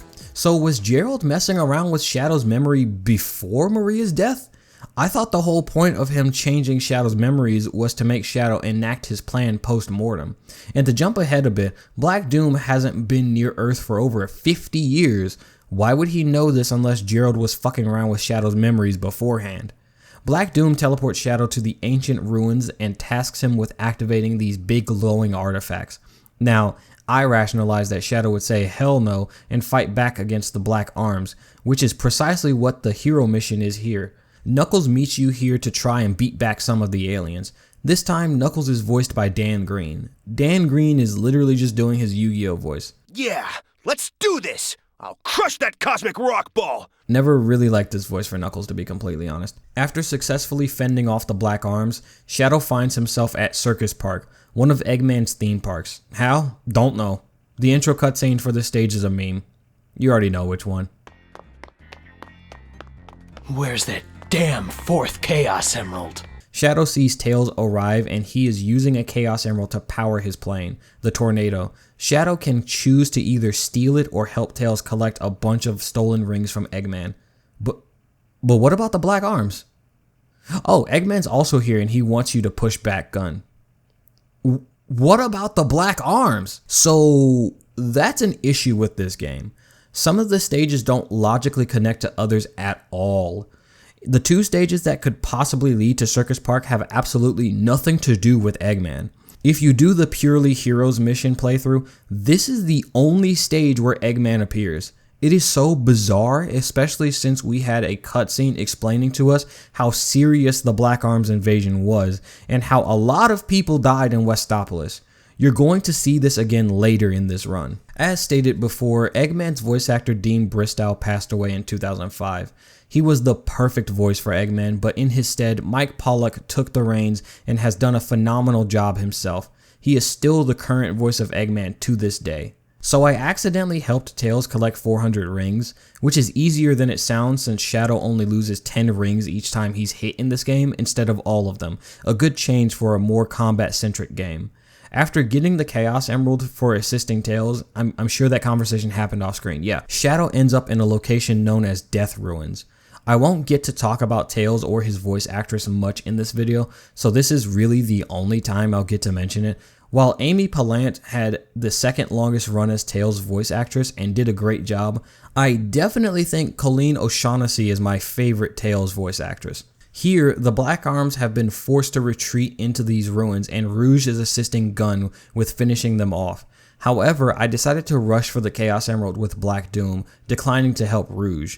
After Heroes, I don't think Shadow would do this since Heroes established that Rouge and Shadow formed a decently strong bond over the course of the game and is also responsible for helping him find his way after being released from stasis. Rouge is now voiced by Kathleen Delaney instead of Lonnie Manella.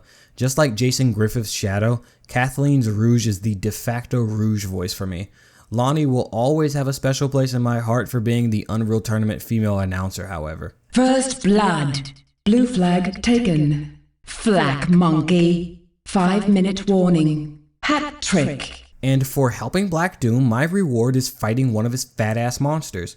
Several times in this game, allies will deadass punish you for helping them. Eggman and Black Doom are notorious for this. You fight Black Bull, who can easily be cheesed by grabbing a light shot pistol from one of the Black Arms, then hitting a spring and then at the apex of it, start shooting. You'll get 5 or so shots off before hitting the ground.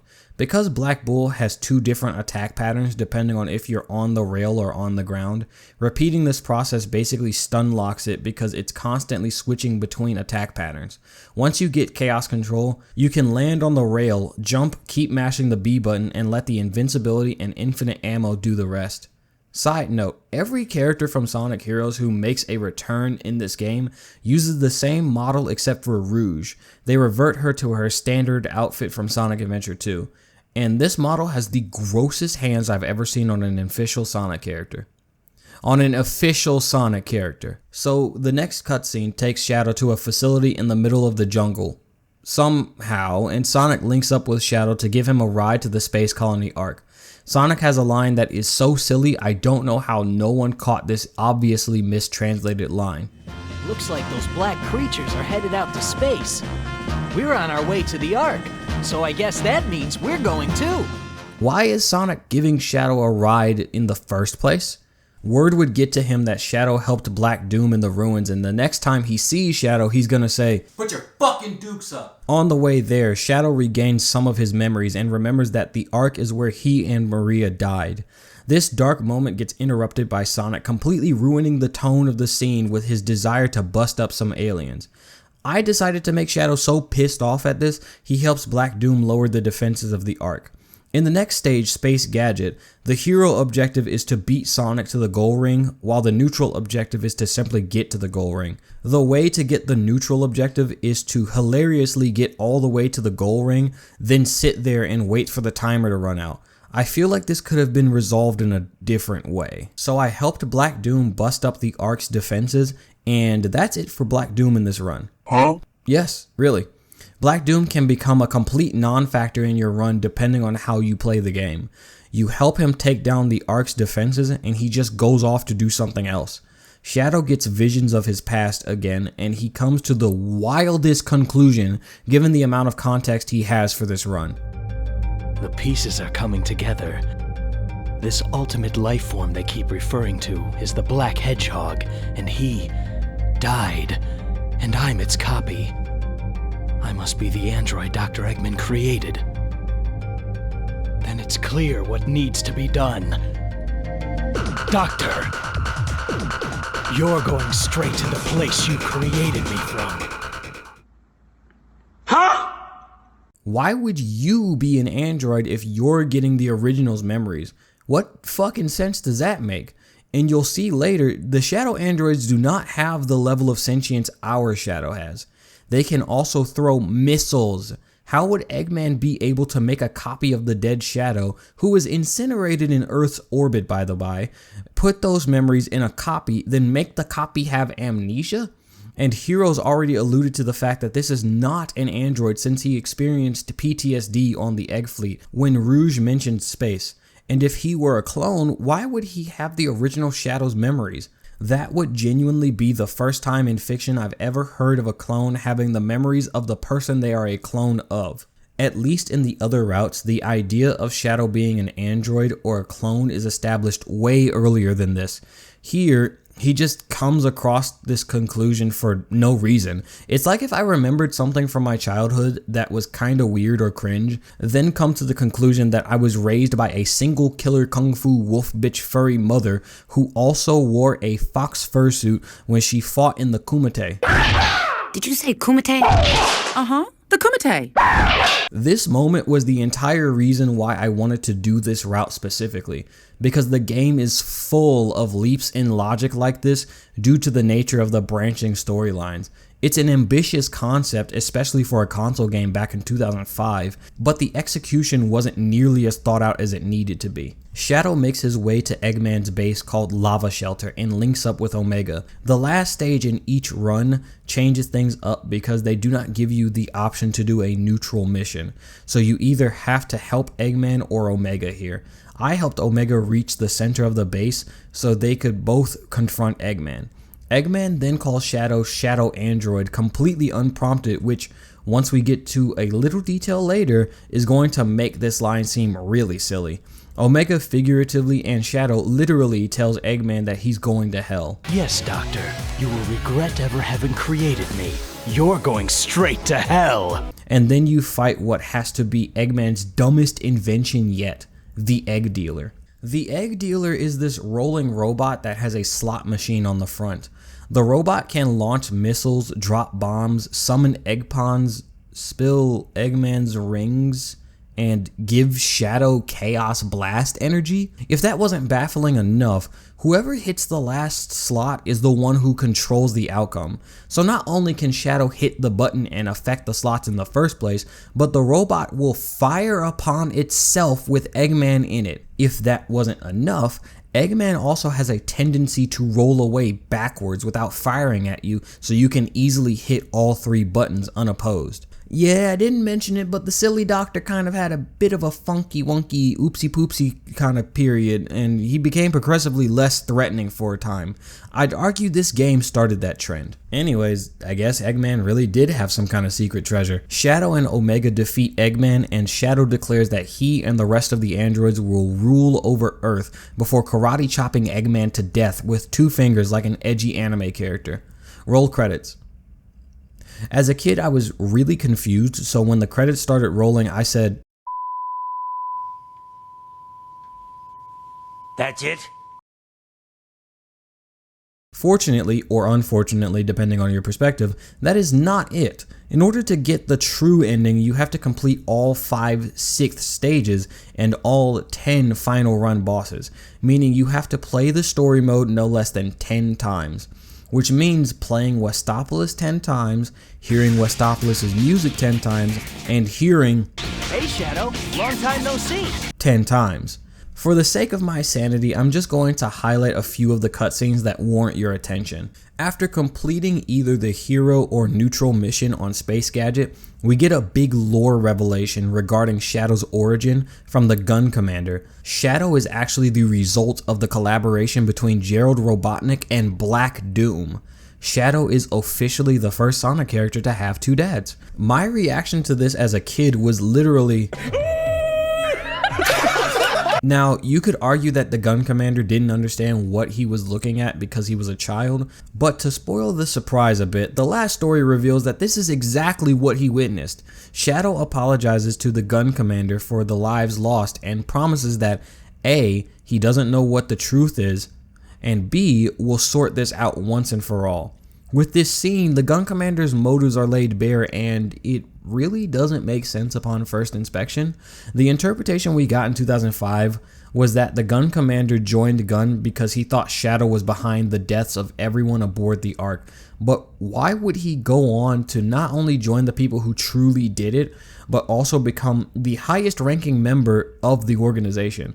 Wouldn't he have found out the truth about Gun after becoming the leader? We wouldn't have this plot hole addressed until nearly 20 years later in real life, where we find out that the Gun cover-up of the Ark massacre was hidden so deep even the commander wasn't aware of the cover-up. Now, the next scene I want to talk about is this variation of the scene that plays before Space Gadget. Just watch this scene. A Chaos Emerald? You've got to be kidding me, guys. This is like taking candy from a baby, which is fine by me.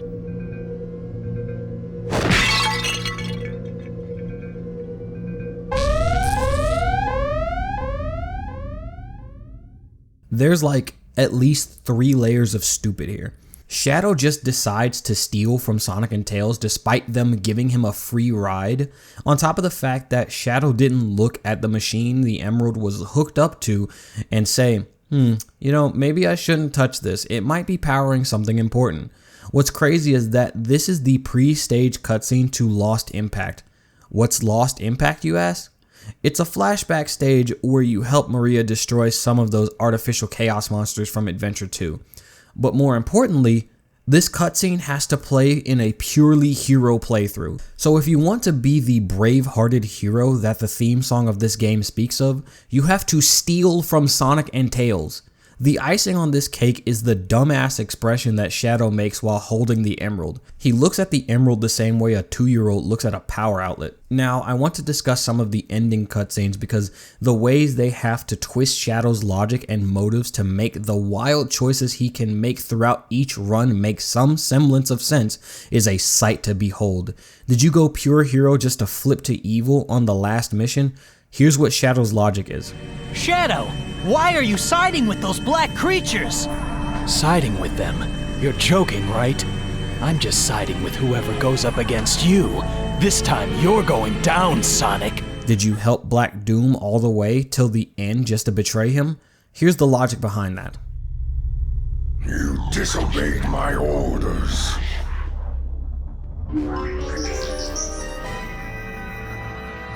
Yeah, well, I told you. No one tells me what to do.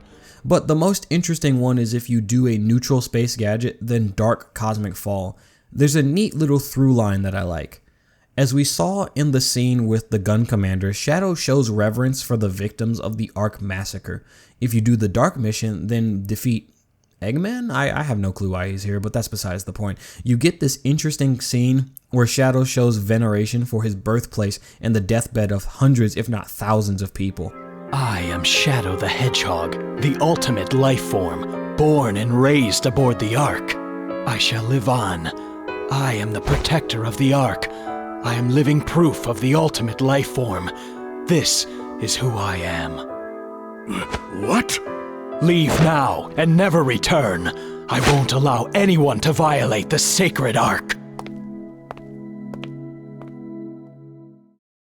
Now, it's kind of interesting that this is considered the dark ending of this route, but with the context of the last story in mind, it'll make more sense. Then there's the hero variation where you fight Black Doom after Cosmic Fall. What Shadow says here is, well, to put it one way, Shadow gets a bit dramatic. I am Shadow the Hedgehog, a research experiment gone deadly wrong. I've caused so much destruction. I should never have been created. This is who I am. Hey, don't go there! Yet, things may not be what they seem. You could be. Bro feels really bad about all he's done and what happened surrounding him, and basically just goes, BRB, gonna go KMS, in a Sonic game. That's another problem with this game's story. It is so melodramatic that serious moments come across as cheesy and over the top. It tries way too hard to be serious and dark, that it dips into parody. A lot of the overtly dark aspects of the game are surface level edgelord moments that don't really mean anything significant outside of, well, that isn't kid friendly. And to this day, writers and directors are still making these try hard mistakes. I'm looking directly the fuck at you, Echo. Let's finally tackle the last story, the true canon ending to the game. Shadow has arrived on the Black Comet with all 7 Chaos Emeralds. Black Doom comes out of the floor and orders Shadow to give him the emeralds. Just as this happens, Sonic and basically the entire cast all pile in and tell Shadow not to do it. Black Doom reveals that he has no intention of destroying Earth. He wants to herd humanity like cattle and keep them as food for the Black Arm's larva. He views it as salvation, since humanity is a destructive race that will only end up killing themselves. He needed the Chaos Emeralds because he has to use Super Chaos Control to warp the Black Comet down to Earth's surface. The comet alone is not strong enough to break through a planet's atmosphere. In terms of bad guy plans, it's honestly not bad. Black Doom confirms that Shadow is the result of him and Gerald collaborating, only with the added detail that Gerald promised the 7 emeralds in return for his help. We'll get more context for why he needed Black Doom's help in a later game, but Shadow was supposed to hold up Gerald's end of the deal. Black Doom then reveals that he's released a nerve gas that paralyzes all life on Earth, including the main cast. He sicks his larva on the cast to be eaten, but Shadow breaks through once he remembers his promise to Maria. He rises from the ground and announces that he is leaving the past behind him. Black Doom says a line that, when the game first came out, was just a straightforward villainous threat, but with the context we get from our next game, may have a second meaning. The irony of it all is I gave you life. Now, I'll take it back. Can we talk about Black Doom for a second? He was genuinely one of the most overlooked villains in the Sonic franchise for a while, when the truth is that he can easily be one of the darkest when you remember that he's Shadow's father. With that context, Black Doom's actions towards Shadow come across as child abuse. He manipulates Shadow during the Doom by creating an illusion of himself back on the Ark being hunted down by gun soldiers, and tries to goad his hatred of humanity by forcing him to relive those traumatizing last hours with Maria. He constantly threatens Shadow for not following his orders and only approves of the actions Shadow takes that he wants Shadow to partake in. He also uses Shadow as a means to an end. He doesn't care about Shadow the way Gerald did. He only cares about Shadow holding up Gerald's end of the deal to collect the emeralds. He views Shadow as a tool, while Gerald will later on call Shadow his son. To quote Yondu, Black Doom may have been Shadow's father, but he wasn't Shadow's daddy. Thus begins the final normal stage, the last way. You have 10 minutes to reach Black Doom, and this stage is long. Despite the time limit, you'll want to fight as many black arms as you can because there are dead ends that force you to use chaos control to get past. Overall, besides that one new obstacle, this final stage is more of what you've come to expect from this game. You may have noticed that my ring counter is stuck at 99 rings. I'm cheating for this part of the video. This is solely because there is an unbelievably important 15-second lore drop during the final battle that requires certain conditions be met, and I do not have the time to do this legitimately. Once you reach Black Doom, out of nowhere, he whips out this ability to out and out control Shadow, pulled straight out of his ass. He explains this by saying that it's because Shadow has Black Doom's blood and is a part of him. This probably would have been super helpful for all those times Shadow disobeyed him, but whatever. While Shadow is at Black Doom's mercy, Team Chaotix are busy on the Ark. I didn't mention it, but Team Chaotix have been on this side mission throughout the game, finding data and accessing computers. It's never addressed who exactly hired them to do this, but, well, they're doing it. SBO struggles to activate the terminal, but Charmy decides to take some inspiration from Shadow and physically bludgeons the terminal with his whole body. And it works. A recording of Gerald Robotnik is broadcast all over the world, including the Black Comet for some reason, revealing that the Eclipse Cannon was not designed to be a weapon of mass destruction, as we were led to believe in Adventure 2. No, the Eclipse Cannon was specifically designed to destroy the Black Comet upon its return 50 years later. Given how Maria is still alive during this recording, it's clear that this was recorded before the professor's descent into madness. Okay, but who left these super important top secret discs with this video on them floating around a blown out prison island? Shadow breaks through Black Doom's control again and prepares to strike him, only for him to teleport away. I guess he's got absolutely zero notion of the ass whooping he's about to get. Shadow harnesses the power of the emeralds and transforms into Super Shadow to defeat Black Doom. The fanfare that plays in this scene is legendary, dude.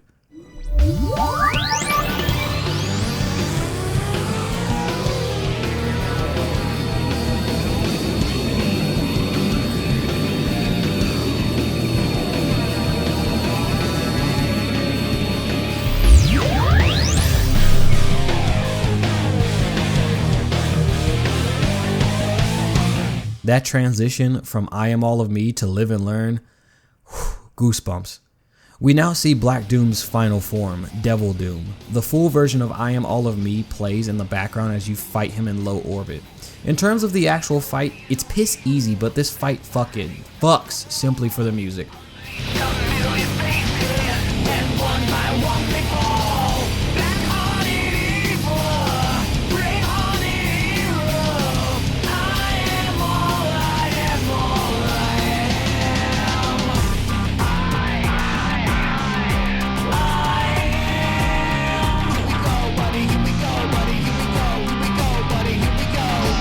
I Am All of Me is one of those songs that a non-Sonic fan would be surprised to find out has anything to do with Sonic. It goes so hard. It is easily one of the top 5 Sonic songs ever made. It's heavy, dark, and aggressive, even though some of the lyrics are a bit edgy and over the top. The way the singer sings I Am on the bridge of the song is euphoric, almost as if it's a triumphant war cry declaring victory over a battle.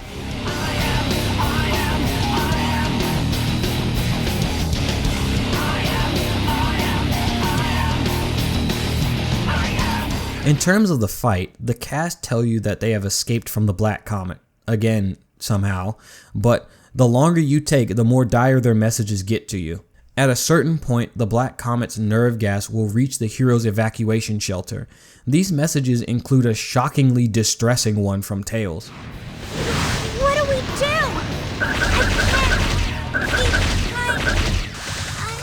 But you'll only hear these messages if you take an unreasonable amount of time to defeat Devil Doom. It's actually harder to survive that long when your rings are depleting than it is to defeat Devil Doom as fast as possible, which is why I activated a cheat, because if you survive for 8.5 minutes, Dr. Eggman drops some absolutely earth-shattering lore on you. Adam, can you hear me?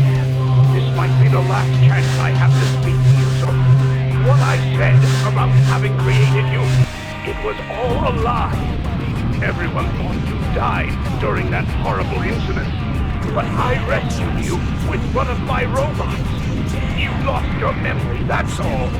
You really are the ultimate life form my grandfather created. Yes, the whole time he was lying. The Shadow you've played as in Heroes in this game is indeed the real Shadow. Now, someone explain to me why I had to wait nearly 10 minutes to hear and record this. So after you kill Black Doom, Shadow Chaos controls the Black Comet into space where it gets hit with the Wombo combo by Team Chaotix and Shadow, who blast it to shit with the Eclipse Cannon. I like to think Team Chaotix helped. That seems pretty cool. Everyone on Earth celebrates, but the president says something I simply cannot let slide. How ironic. After the way we all treated him, he saved us all in the end. We were all wrong about the professor. Nuh-uh. Nope. Gerald still went butt-fucking insane and tried to obliterate the Earth and all of humanity. He does not get a pass just because he set things up for Shadow to choose to do the right thing. You all got lucky that Shadow beat his memory reprogramming and decided to be a good guy, because if it wasn't for that, Shadow would have helped Black Doom. Look, I get that we have to acknowledge how the professor came in clutch, but what would have been more appropriate is if the president said, "What we did to him was wrong. We pushed him to madness. We will promise to lead humanity into a brighter future," or something along those lines. But this is a nearly 20-year-old game, so who the fuck really cares? And now the scene that represents the theme of the game. Shadow has returned to the Ark while holding a picture of Gerald and Maria, but he leaves the observatory and throws the photo over his shoulder while saying, "Goodbye forever, Shadow the Hedgehog," mirroring Sonic's last words in Adventure 2. The point of this game was not to hypothesize on Shadow's past and explore the truth. The point was that Shadow needs to let go of it. Looking at all 10 of the non-canon endings, Shadow says this one phrase repeatedly. This is who I am! This is who I am! This is who I am. This is who I am! But in the last story, Shadow never says this. It's because who he was tied to his past and the situation around his creation. His past is not who he is. His present and future actions are who he is. This is why that Cosmic Fall dark ending is considered dark. Shadow is practically bathing in his past in that ending, likening the Ark to a holy place or a tomb that should not be defiled. The true path that Shadow needs to go down is the one where he lets go. The answer is not to wallow in self-pity or rule over mankind in hatred. It's the one where you acknowledge your past but never let it define who you are today. And that's a shockingly well thought out theme for a game about a talking black hedgehog with a gun who says damn way too much. And the final theme, Never Turn Back, is the perfect song to end the game on. It encapsulates the theme of the game while also slapping hard as fuck.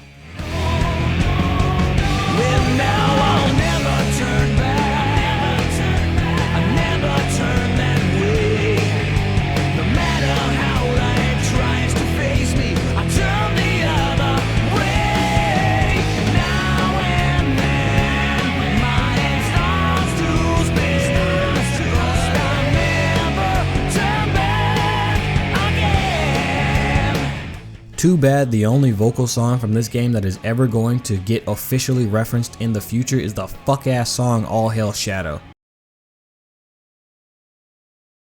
Now here comes that nuclear take I was talking about. I like this game a lot more than Sonic Heroes from a gameplay perspective. I think Shadow the Hedgehog is a much more coherent game in terms of its gameplay. Yeah, I said it. Replaying these two games back to back, Shadow the Hedgehog plays very similarly to the speed characters in Sonic Heroes. I mean, they're on the same game engine. However, I realized that Shadow the Hedgehog just felt so much better than Sonic Heroes when you compare one aspect, the combat. I've already talked about the flaws in Sonic Heroes design, but let's talk about the changes that Shadow the Hedgehog put in place to help make this combat-centric design more digestible. A big one is how the game deals with melee combat. Instead of thrusting forward like in Sonic Heroes, when you use a melee weapon in Shadow, you stay in place. Because both games have enemies that deal contact damage, you don't want a fast-moving character to have to rely on getting really close to enemies to hit them. Both games gave solutions, but Shadow's solution is better. When equipped with a melee weapon, Shadow stays in place as he swipes it. Pressing it 3 times gives you a 3-hit combo with a 360-degree attack radius for the last swipe. This stops you from launching yourself off a cliff just to stop the Egg Gundam from blowing a hole in your chest with a laser.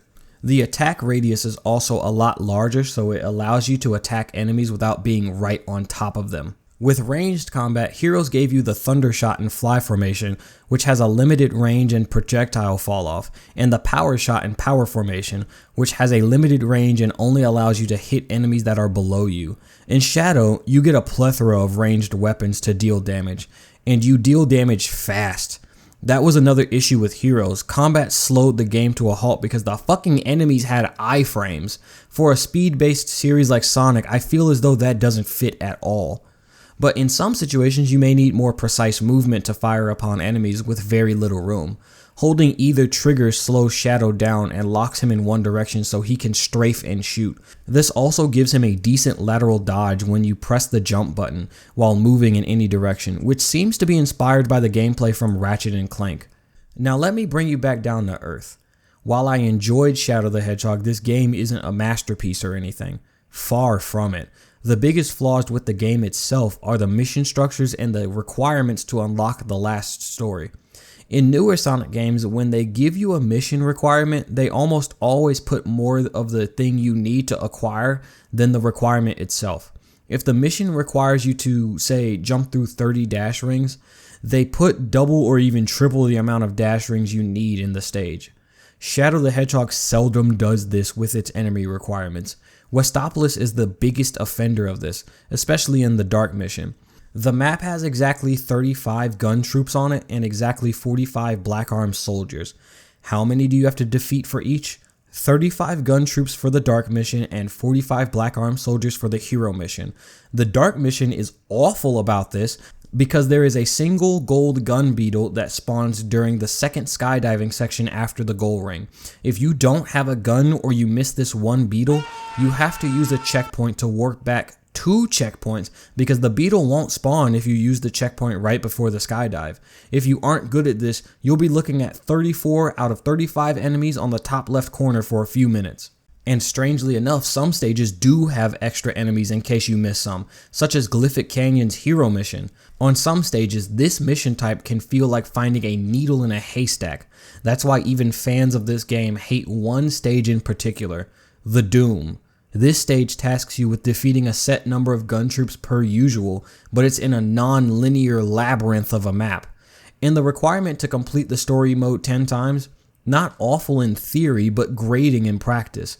Each time you have to start all the way from the top with each new run, which means playing Westopolis each time. For this video, I started doing the neutral mission in Westopolis just to save time, as you can still reach the Pure Dark and Pure Hero final stages from Glyphic Canyon, which has less time-consuming Hero and Dark missions. An alternative they could have had was making it so that any stage you've completed, you can start your run from there and branch off to new stages you haven't unlocked yet.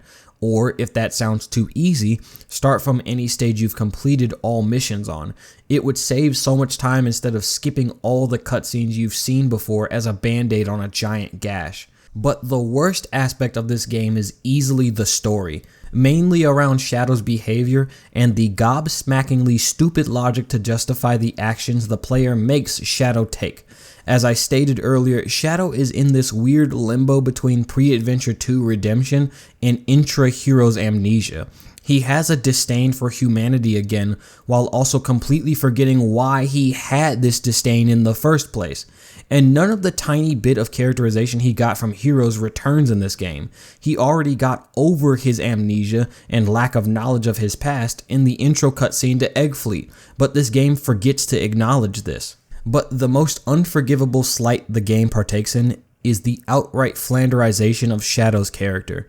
He is an over-the-top, overly edgy, try-hard anime anti-hero character who lacks nearly all the depth of Adventure 2 Shadow while having no excuse to be as edgy and extreme as he is in this game. And it could be chalked up to a typical old Sonic Team mistake if it wasn't for one thing. This game completely screwed up Shadow's cultural perception for a decade. Jokes about Shadow swearing, using guns, and the mindless utterance of, "Who am I?"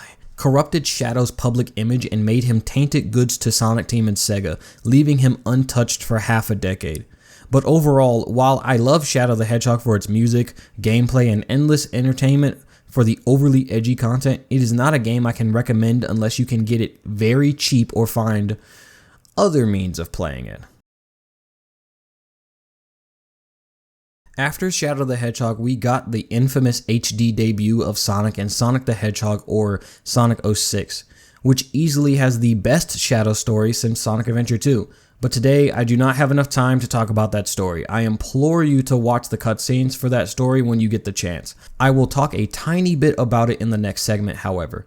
But after that game, we didn't see Shadow in a mainline game for a good 6 years. From Sonic 06 all the way to Sonic Generations, Shadow was relatively MIA, so imagine many a Shadow fan's dismay when we finally see him again in Sonic Generations and he gets a measly 2 lines.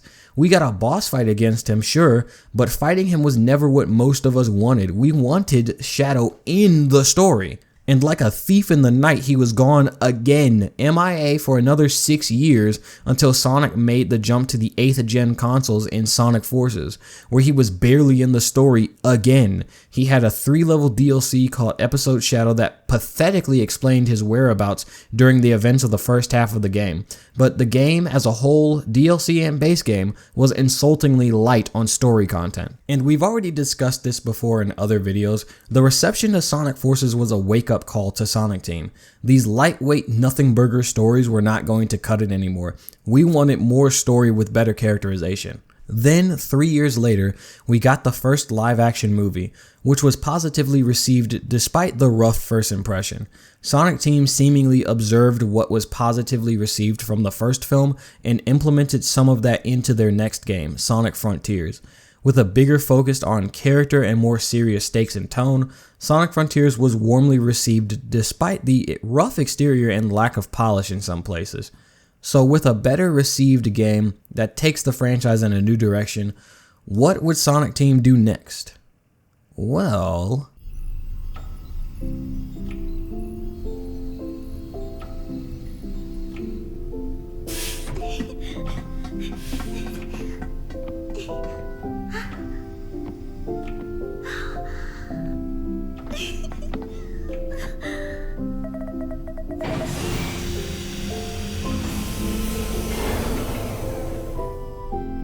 Wake him up now? Can I meet him? I believe so, yes. It is time to awaken the ultimate life form. Welcome to the world, Shadow the Hedgehog.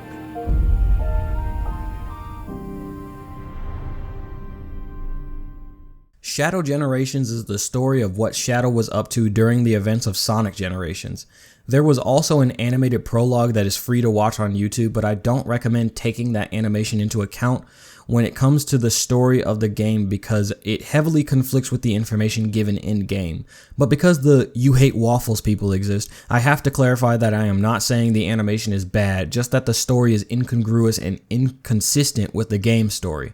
We start with a flashback of Shadow's birth, which means the scene in Shadow the Hedgehog of Gerald and Black Doom seemingly activating Shadow was not Shadow's actual birth. Maria is excited to meet him, and I have to give it to Sonic Team. They finally made a good Maria model.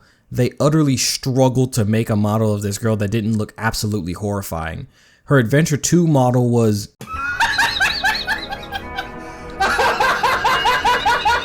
and her Shadow the Hedgehog model was... But this model, she's adorable, and I actually feel really bad knowing what her fate is, which is what you want instead of making her death a meme in the fandom. Making Maria a bigger part of the story is exactly what the character needed, as her death was reaching Sayori levels of memedom to some of the edgier sides of the fandom. Gerald also got a new model, which looks kind of weird and big-headed, but not the worst thing ever. He resembles Eggman a bit more now, and as of Shadow the Hedgehog, he also shares Eggman's voice actor, Mike Pollock. After Gerald's harrowing speech in Adventure 2, I don't think anyone who picks up the role will ever be able to match Mark Biaggi's performance in Adventure 2.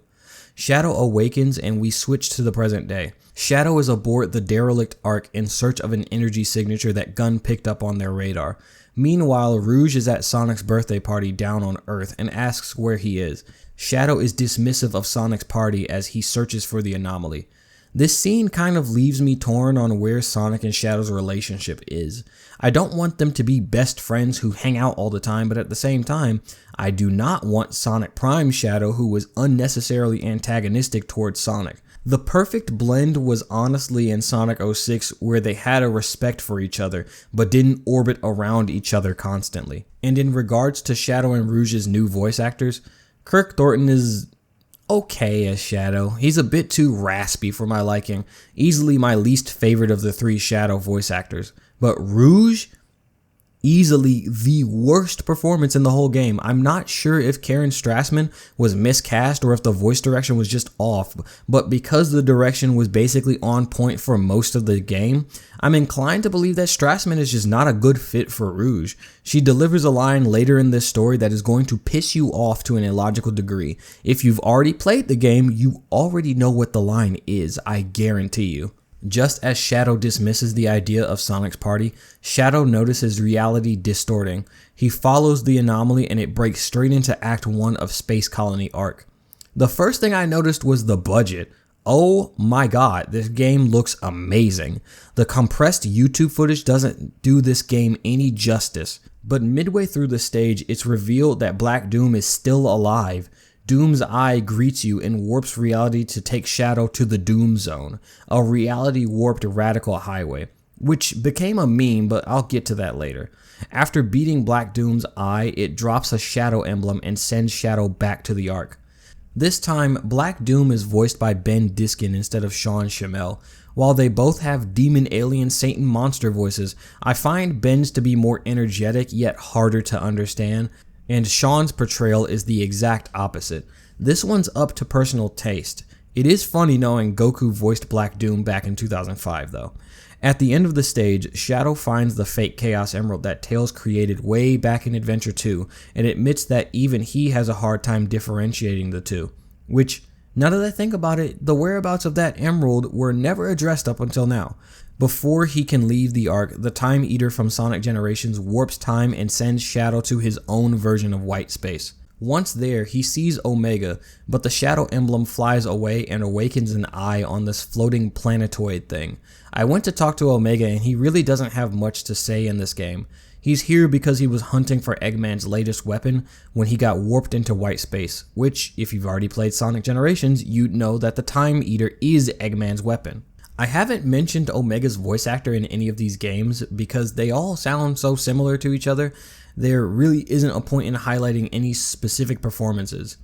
During Act 2 of Space Colony Arc, Shadow undergoes a strange mutation that causes him to grow these grotesque wings that look quite similar to the Black Arm's physiology. After the stage, Shadow ponders on what just happened, but before he can deduce anything, he spots a familiar figure across the water.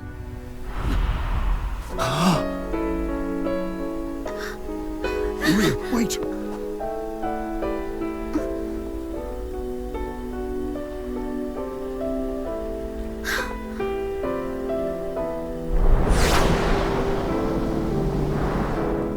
Maria? No. She's gone. I'm seeing things.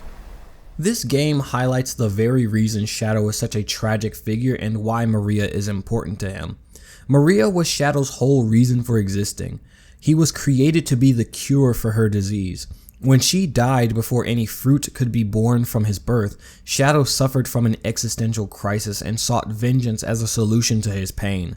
Now, seeing the girl he was born to save standing before him again after all these years, especially after Black Doom fucked with him in Shadow the Hedgehog by making him relive the day she died, Shadow doesn't want to give himself a false sense of hope chasing ghosts and dreams. After that cutscene, Shadow unlocks a new ability, the Doom Spear, a mutated and upgraded version of Chaos Spear.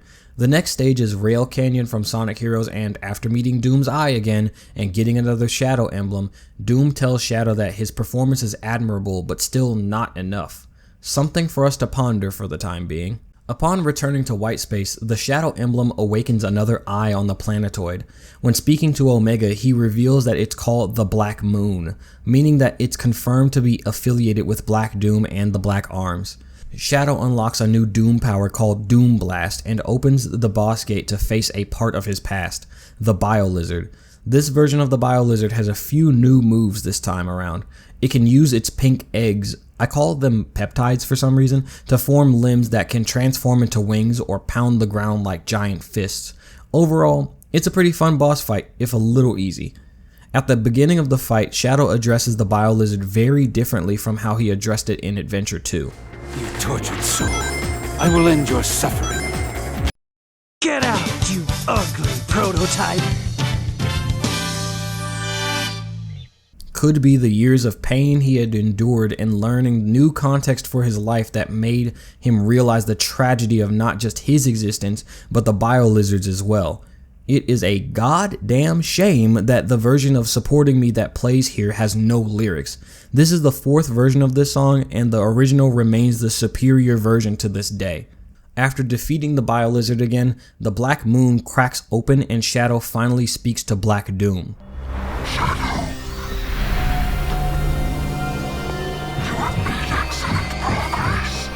I would expect nothing less from my finest creation.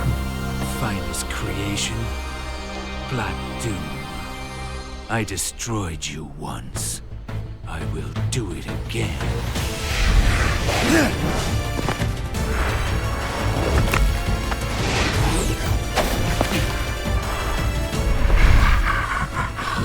You defeated us, but the Black Arms live on.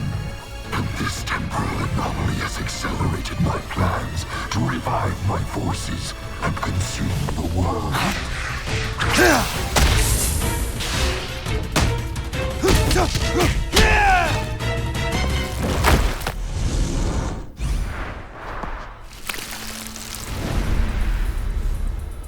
Show yourself.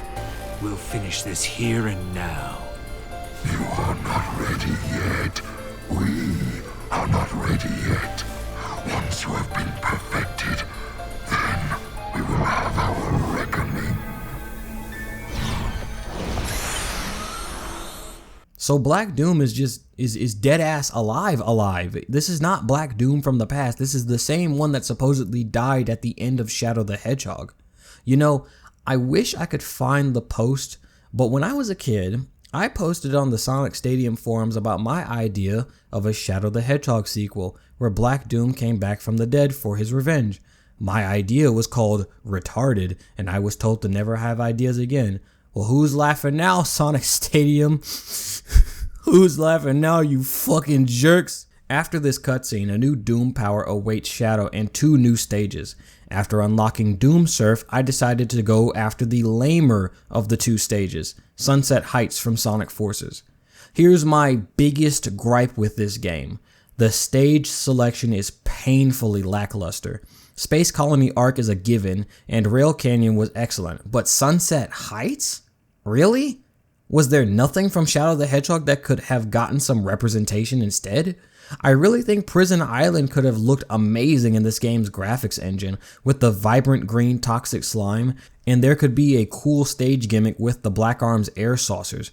There's going to be another stage later that will be an even worse offender of this criticism, but put a pin in that for now. Also, there is no real reason why Sunset Heights is in this game. It has no bearing on the story and adds nothing to the story of Sonic Forces. During the Doom Zone segment of this stage, it's becoming very apparent that Black Doom is deeply invested in the development of Shadow's new powers and skills. Shadow, your evolution has been a sight to behold. You put your power to the test. You applied nicely.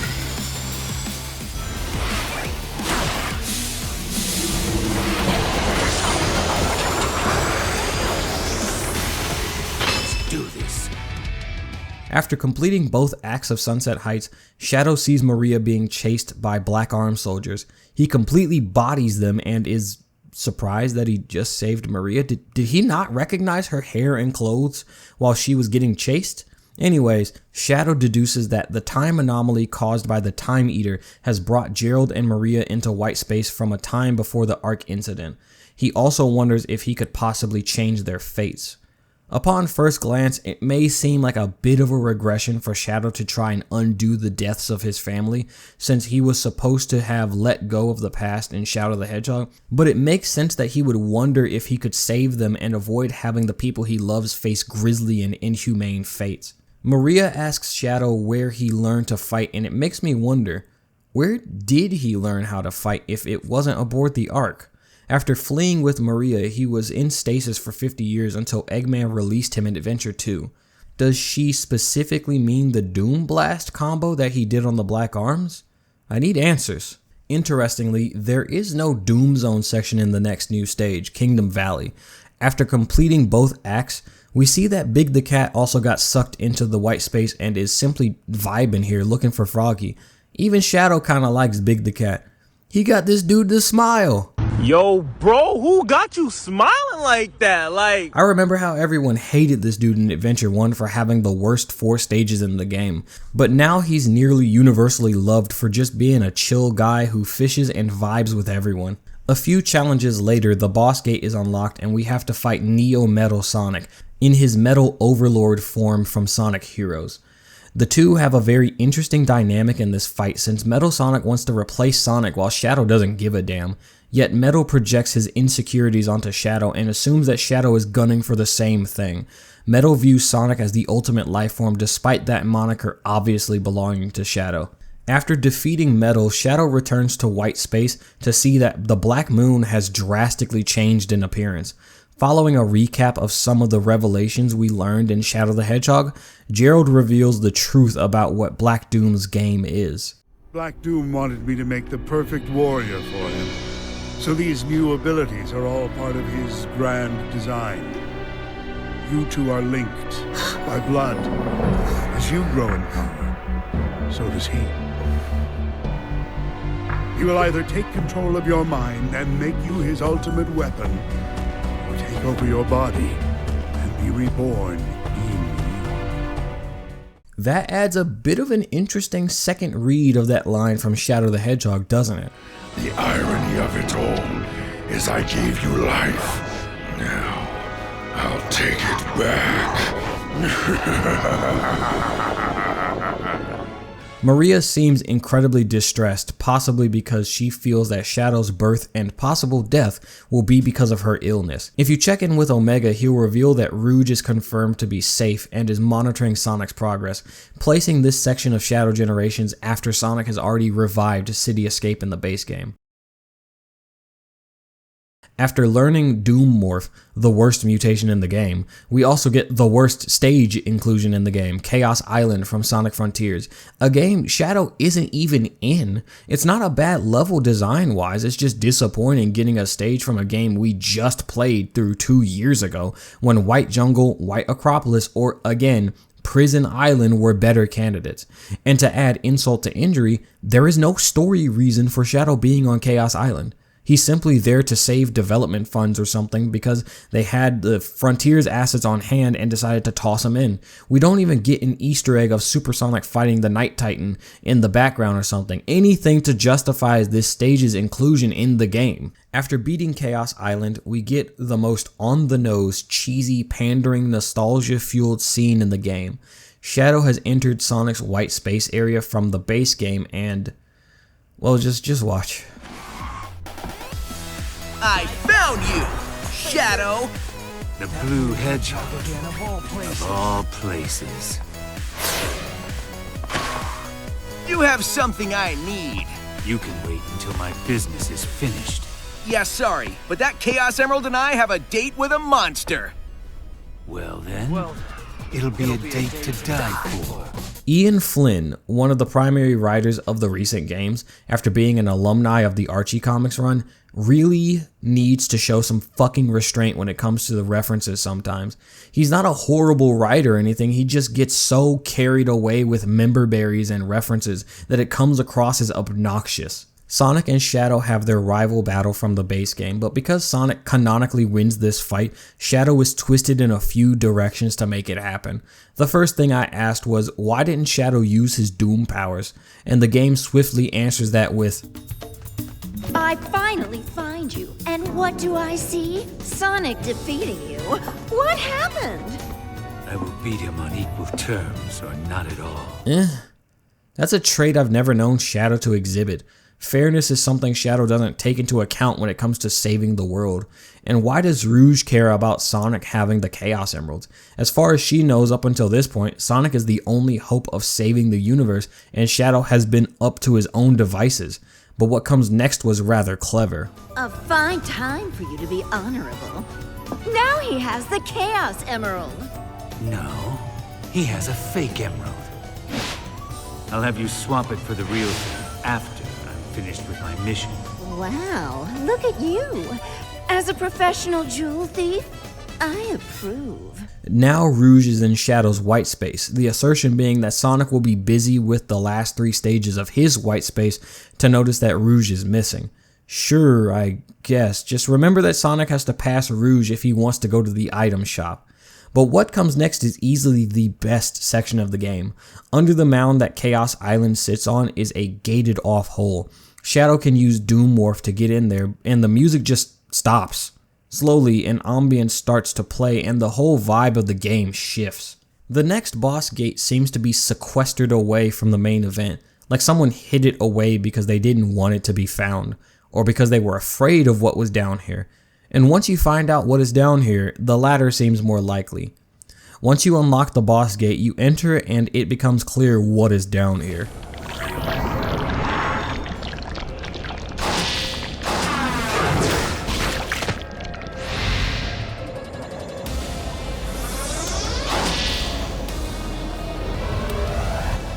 Oh, man. The lore behind this guy is intense. Let me give you a crash course. In Sonic 06, Mephiles the Dark is one half of a space-time demon god named Solaris. At the time of Mephiles' creation, Shadow coincidentally happened to be there to seal him away in the Scepter of Darkness. Time passes and he is accidentally released, models his likeness after Shadow, and has a vendetta against him for sealing him away for so long. Mephiles goes throughout the game trying to manipulate people to get his other half, Iblis, released, who is trapped in a princess's body. However, Shadow is a rogue element he can't manipulate or contain, so he goes to great lengths to defeat him. In the endgame, Mephiles successfully releases his other half and destroys all of space and time by killing Sonic the Hedgehog, a feat no one has been capable of doing to this day. However, after being revived, Sonic, Shadow, and Silver work together to defeat the time-rending powers of Solaris. But here is the most crucial aspect of 06. Sonic and Elise defeat Solaris once and for all by erasing him from time, making it so that he never existed. Consequently, this also renders the events of that entire game non-canon. What Mephiles says in this fight is shocking. I will defeat him and restore myself to the timeline. Mephiles has been sitting outside of time waiting for a chance to reintegrate himself into the timeline and destroy all of space-time again. It's no wonder Eggman used the Time Eater to set this guy away from everyone and everything. Mephiles' release means the end of everything. Shadow has no idea who Mephiles is naturally, and Mephiles is clearly pissed off about this. I owe much to you, Shadow. I don't know what you're talking about, but I will crush you all the same. What? You forget again? The events of Sonic 06 still happened in his microcosm, so he still has a vendetta against Shadow, only things are much worse since Mephiles has been removed from the flow of time, meaning time has no definition here. Mephiles has spent what must feel like an eternity here waiting for this moment. As the fight goes on, it's clear that Mephiles' grandiose persona is a facade, and his real desperation begins to break through. It all comes to a head when we get this line.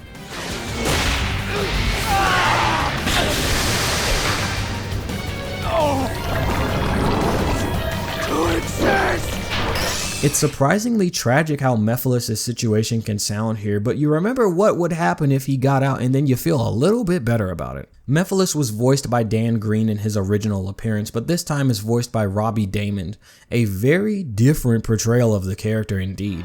I owe much to you, Shadow. Oh yes. What you gave to me, I now return to you. I owe much to you.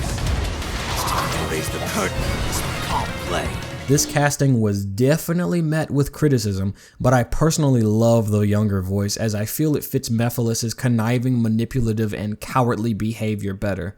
Then again, I think I just love the new voice because it sounds like Sonic Team watched the 06 fan dub and picked someone who sounded like Chase to play Mephiles. Welcome to my house. As you can see, I've knocked over many chairs because I get so tilted at the towers. You shouldn't have come on my property. You scared me. I'm sorry. I didn't know what I was doing. It was self-defense, and it is. We are in America. This was oh my god. I'm gonna fucking puke. Wake up. I know more about you than you could ever comprehend. Is that Sonic? How the fuck did he get here? What the fuck is he doing in my shield? You know him, right? You guys are exes or something. Get him out of my fucking shield. It's also pretty funny how this replicates the same exact dynamic that Mephiles and Shadow had in 06, where Mephiles knew all about Shadow and hated him, while Shadow basically hit him with I don't even know who you are. And then whooped his ass. After the fight, Shadow faces Black Doom again, and he asks Gerald a question that leads to a very strange moment. Professor, what do you think he means he learned from our last encounter? I surmise you defeated him at some point in the future. What? What is happening here? What do you mean, what does he mean by he learned from our last encounter? My guy, you killed him. And what is Gerald talking about? Shadow the Hedgehog definitely does not take place in the future. The gun commander, who now goes by Commander Towers, is allies with Shadow in this game as seen by the intro and the note in Gerald's diary, meaning the hard mode comms calls from Shadow the Hedgehog have already occurred. What the fuck is happening in this cutscene? After this really weird moment, Shadow nearly falls to his hatred, possibly remembering all of the abusive things Black Doom did in the previous game. Maria talks him out of it, revealing why his name is Shadow. Shadow, no! Maria? It breaks my heart to see you so full of anger. This isn't who you are. Do you know why I named you Shadow? Because without light, there's only darkness. But a shadow will show you where to find the light. Do you understand? I don't fucking care if that's cheesy, I love it. If you find the page, Gerald's journal reveals his own personal reason for Shadow's namesake. He viewed immortality and the cure for Maria as a shadow, an intangible idea of something, but he heard Maria's perspective and found that more optimistic and hopeful. The final Doom gear unlocks the Doom Wing ability, which actually functions like a super form in its activation and use. This also activates the final stage of the Black Moon, opening at the top and releasing gun robots and Black Arms troops from within. From the architecture leading to the top of the Black Moon, you can already tell what the final stage is. Before Shadow leaves to fight Black Doom, Gerald tells him something I love because it complements Shadow's character so well. I'm sorry I put you on this path, Shadow, but I'm proud of how you have walked it. I believe in you, son. And then Shadow tells Maria something so crucial for his character. It's all right, Maria. I'm letting go of that destructive anger. But I will continue to fight.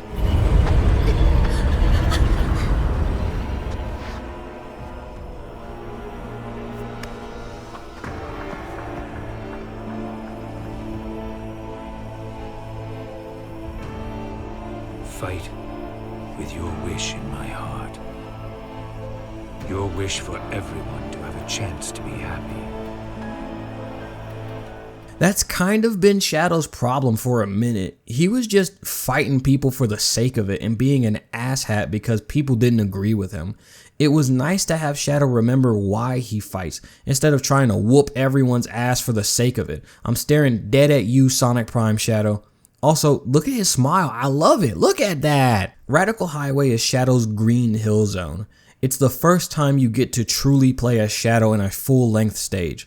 But more importantly to his character, it's also the place where he declared vengeance against humanity for the death of Maria for the first time. Black Doom is purposefully sending Shadow here to get him to regress and give in to his hatred so he can take advantage of him. It's a full circle moment for this video, honestly. After beating Radical Highway, you face off against Black Doom in the final battle. He transforms into Devil Doom. Halfway through the fight, Devil Doom transforms into Neo Devil Doom, and of course, all hell Shadow starts playing. This legitimately pissed me off when, thematically speaking, Throw It All Away would have fit so much better. It's a song about throwing away the darkness within you and enduring the pain that life throws at you. Instead, we get a song about how fucking cool Shadow is. If you wanted an actual cool song, you should have played I Am All of Me, but whatever. It doesn't take long before Shadow defeats him. When he died in Shadow the Hedgehog, the game was pretty clear that it was the end for his character, and they had no intention of bringing him back. Now I feel like he will probably be back in another game, especially since this game was well received. When Shadow returns to White Space, his Doom wings disintegrate, meaning they were a result of Black Doom's power bonding with him. With Doom gone, Shadow cannot keep these powers anymore. Rouge informs Shadow that Sonic is going to need the real emerald soon, so they need to wrap this up. Rouge is concerned with Sonic knowing he had a fake emerald, which, so what? I'm sure Sonic would understand if you explained it to him. At least I presume he would, but Sonic is currently in a phase where he's a hard-headed, stubborn jackass for some reason, but that's another video for another time. And then we get that one line from Rouge that is just downright awful. I need to settle something first. Whatever. Oh. Shadow goes to see Gerald and Maria before he needs to leave. I know it may be a long period where I don't talk, but the whole scene needs to be played in full. I knew you could do it. Maria. I'm okay. Really. Professor, what's happening?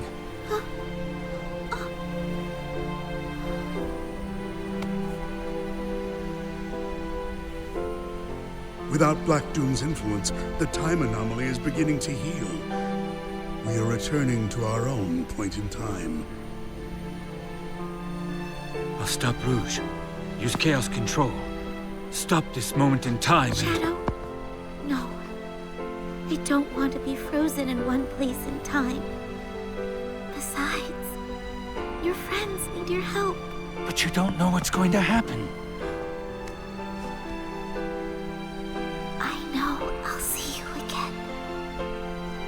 And if fate draws us apart, I will always be in your heart. Maria.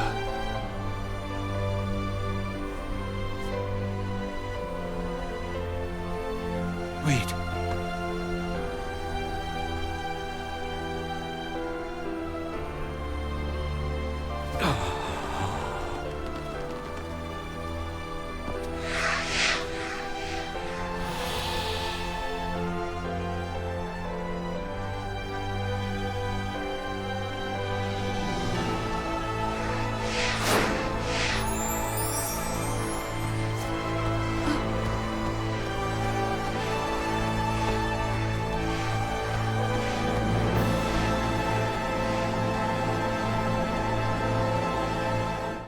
I loved that scene. It was perfectly executed.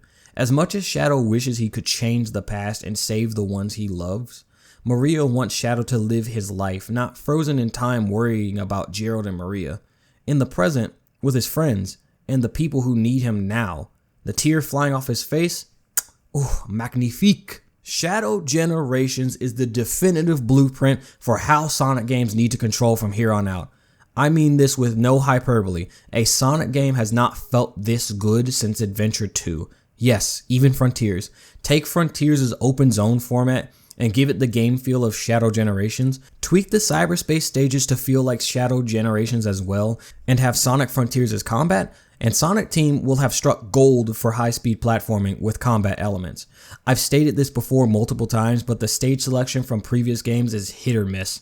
There are stages that were narratively mandatory, such as Space Colony Arc and Radical Highway, great choices like Kingdom Valley and Rail Canyon, a questionable one with Sunset Heights, then an outright insulting one with Chaos Island. For a game about Shadow, I feel like the stages should have been crucial to Shadow's history. Stages such as White Jungle, again, Prison Island, Black Comet / Final Haunt, Egg Fleet, or even Iron Jungle. A stage from a game Shadow wasn't even in is ridiculous. It's the Planet Wisp of Shadow generations. The story, while nothing groundbreaking, rerails Shadow's character and puts him back on the track he was on during Sonic 06, which, given how good of a Shadow story that is, I may make an addendum video next year discussing that story and explaining how Shadow can move past "Maria died, I sad." Conversely, it also felt like Shadow didn't struggle or get pushed as hard as I would have liked. Shadow the Hedgehog pushed him in a few instances to the point where he was on his knees at the mercy of Black Doom.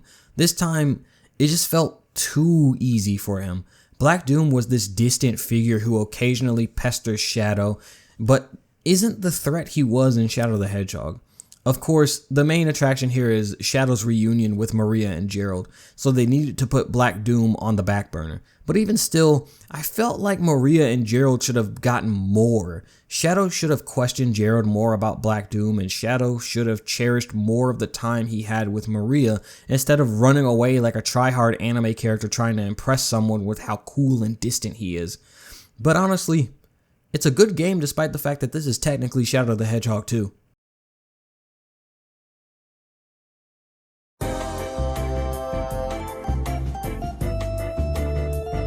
Alright, so this part of the video is a bit unscripted. I have some notes here for Sonic 3. I wanted to give you guys a little bit of a review since this video is going to be late, so might as well give you something a little bit extra for being late. So, a bit of a preface. This movie was the thing I was the most excited for this year. I wasn't really excited for anything else this year besides this movie, right? So I went in hyped as all get out, saw it with my friends, and honestly, the first time I saw this movie I was a bit underwhelmed, but I watched it again last night and honestly, I enjoyed it way more the second time. I believe it was mainly because I was kind of expecting Sonic Adventure 2, the movie, and that's absolutely the wrong way to go into this movie.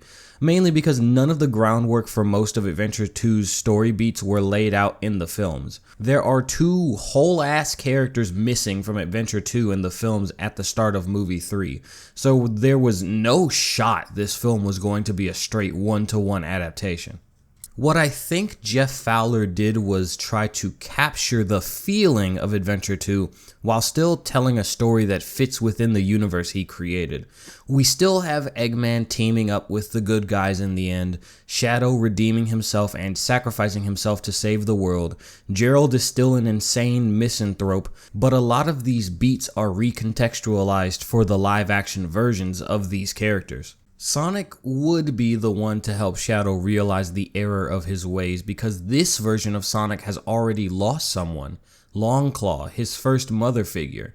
Because Amy can't be here to do it, this is the next best option since the worst thing they could do is introduce a character who the casual audience has no connection to, only for her one contribution to be that she manages to convince Shadow to save the Earth. That plot point only works in the game because we've known Amy for several games at that point. It feels way less contrived and more like Amy behaving as herself. This is a newer aspect of Eggman's character, but him being an orphan in the movies would lead to an alternate path towards him feeling neglected as a child. This wasn't really introduced to his character until Frontiers, but it works well for the film version of Eggman as both were bereft of love while his cousin Maria was cherished by the rest of his family. But still, some of my favorite aspects of Adventure 2 are missing and it's hard to deal with their absence. Maria is no longer a chronically ill child in the film version. She's just a normal kid who forms a friendship with Shadow. This passes over a key aspect that I discussed before, Shadow's existential crisis. In the game, Shadow understandably loses his shit when Maria dies because she was his whole reason for existing. In the film, it is still understandable but doesn't feel as powerful because we're missing that key detail. Also, I understand why they removed this, but Shadow's memories being tampered with is such a big part of his redemption arc. Throughout Adventure 2, he was going along with Gerald's programming but got flashes of his true memories at key moments. This makes it so that his decision to help in the end is more impactful because he's fighting the programming in his head.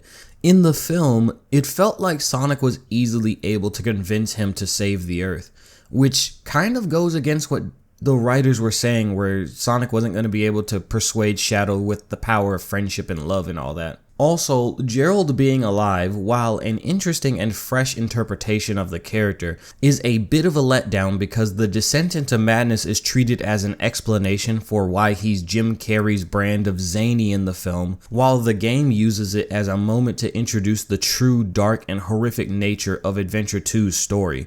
There also isn't a moment where Gerald has his speech from Adventure 2, a moment that really could have added depth to his character. There are only 2 moments in the film that felt like they got even remotely close to Adventure 2 Gerald. The first is the look he gives Shadow in the flashback when Maria dies, and the second is when he snaps on Eggman and explains how Maria was irreplaceable. Now, knowing me, you know I'm not going to let these fly, so there were also quite a few plot holes. The majority of them surround the gun headquarters sequence. It's explained during the planning phase that Sonic can't just run in because he'll get vaporized by the force field. Okay, cool. Then Sonic nearly misses his entry because the force field closes on him and he almost gets zapped. Alrighty then. So why is Knuckles capable of flying clean through it with 0 acknowledgement? And if Knuckles could have just flown through it, what was the point of Tom and Maddie going on a secret spy mission to get the force field down? Speaking of Tom and Maddie, where did they get those gun uniforms? And why did they decide to impersonate Rachel and Randall? What if the real Rachel and Randall were there? Tom later disguises himself as Commander Walters. Why didn't he just do that first? All of this is under the presumption that Gunn doesn't give their agents security badges, hardware tokens, or authentication credentials. Tom and Maddie just impersonate 2 people and literally tell the front desk guy, "We're here for a lunch date," and Maddie gives the front desk guy the angry black woman routine and it works. I think the fuck not. Also, in regards to the Robotniks, how did none of the lasers hit their faces? Look, this sequence was fucking hilarious, but the whole time all I could think was, why are the lasers conveniently missing their heads? Then I think about the part where they cloak their bodies but not their heads, so that their heads line up with the photos they're standing in front of. And it's one of those things that only looks like it works if you don't think about it for too long. You think about what it looks like from the perspective of the actual people walking past them, and you'd realize that what they were seeing were 2 floating heads in the hallway. Going back to when Tom impersonates Commander Walters, how did he get in front of Director Rockwell? How did he know where she was going? How did she not know Walters was discharged from the hospital? Outside of the gun headquarters sequence, there surprisingly aren't that many plot holes. The only one I could think of off the top of my head is when Gerald tries to eject Eggman out of the Eclipse Cannon into space, and Tails and Knuckles save him somehow. They manage to break the stratosphere from Earth's surface and catch Eggman in the vacuum of space. Look, they're brightly colored, superpowered animals, but not even the game versions of these characters could do that outside of a super form. Now, if it sounds like I hate this movie, I really don't. It's just like my opinion on the Michael Bay Transformers movies. The third one is the best one. I wanted to get some of my complaints out of the way because I'm now about to suck this movie off. Shadow is the rawest he's been since Shadow the Hedgehog in this movie. They gave him his bike back, they gave him a gun, the only thing missing was him saying damn. It's clear Shadow is Jeff Fowler's baby, which makes sense since he actually worked on those gorgeous CG cutscenes for Shadow the Hedgehog. The Super Sonic vs. Super Shadow fight had me in duress, my guy. They literally have never done that in the games. It was something I didn't know I needed to see until I saw it, and I wanted more. The chemistry between Sonic, Tails, and Knuckles was perfect. They hit that sweet spot where you just want to see these 3 do normal, everyday things together. We even get a glimpse of that with a cutaway gag. The movie finally learned how to reference game music that isn't Green Hill Zone. There were nods to Eggman's theme from Adventure 2, the Eggman fanfare from Sonic 06, and of course, Live and Learn gets the spotlight throughout the film. It's treated like Shadow's leitmotif, which is kind of what it was in Adventure 2, especially in songs like Supporting Me. The moment when Sonic and Shadow go super on the moon and Live and Learn starts playing captured me for about a good week. I bought new Skull Candy headphones that have this kinetic bass feature solely to listen to the Junkie XL version of Live and Learn on repeat for nearly an hour. No, I am not fucking joking. Keanu Reeves as Shadow fucking nailed it. I knew ever since I played Cyberpunk that Keanu was the perfect fit for Shadow. I don't really know what happened in that Tokyo DLC for Shadow Generations because he was awful in that stage, but in this movie, whoo boy, there were times I completely forgot it was Keanu voicing Shadow. I unapologetically believe Keanu is a better fit for Shadow than Kirk Thornton after watching this movie twice. I like how the films are starting to become unafraid of using the game lore into assets. When Gunn retrieves Shadow from Oklahoma, he straight up looks like a small black comet. The BioLizard gets a neat little nod in a black and white film Shadow and Maria watch. Even Shadow Generations Dark Beginnings, a fucking thing that came out this year, gets a nod with the shot of Shadow and Maria stargazing in a field. I also like how less on the nose and more natural Jeff Fowler is about his game references than Ian Flynn is. Sonic references the intro cutscene to the hero story of Adventure 2 when he says, "Talk about low-budget flights, no food or movies, I'm out of here." It felt so natural to the moment. I didn't expect them to make that reference, but when they did, it put the fattest smile on my face because of how organic it felt.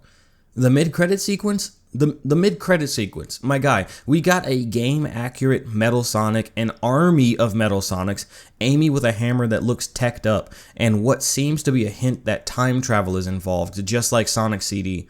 If they execute it in just the right way, they could make a Terminator for kids, essentially. But that would mean Amy's backstory would be changed, so all in all, this movie really shouldn't have been as good as it was. It had the potential to be a gigantic mess, but this is genuinely a really solid movie and easily my favorite out of the three.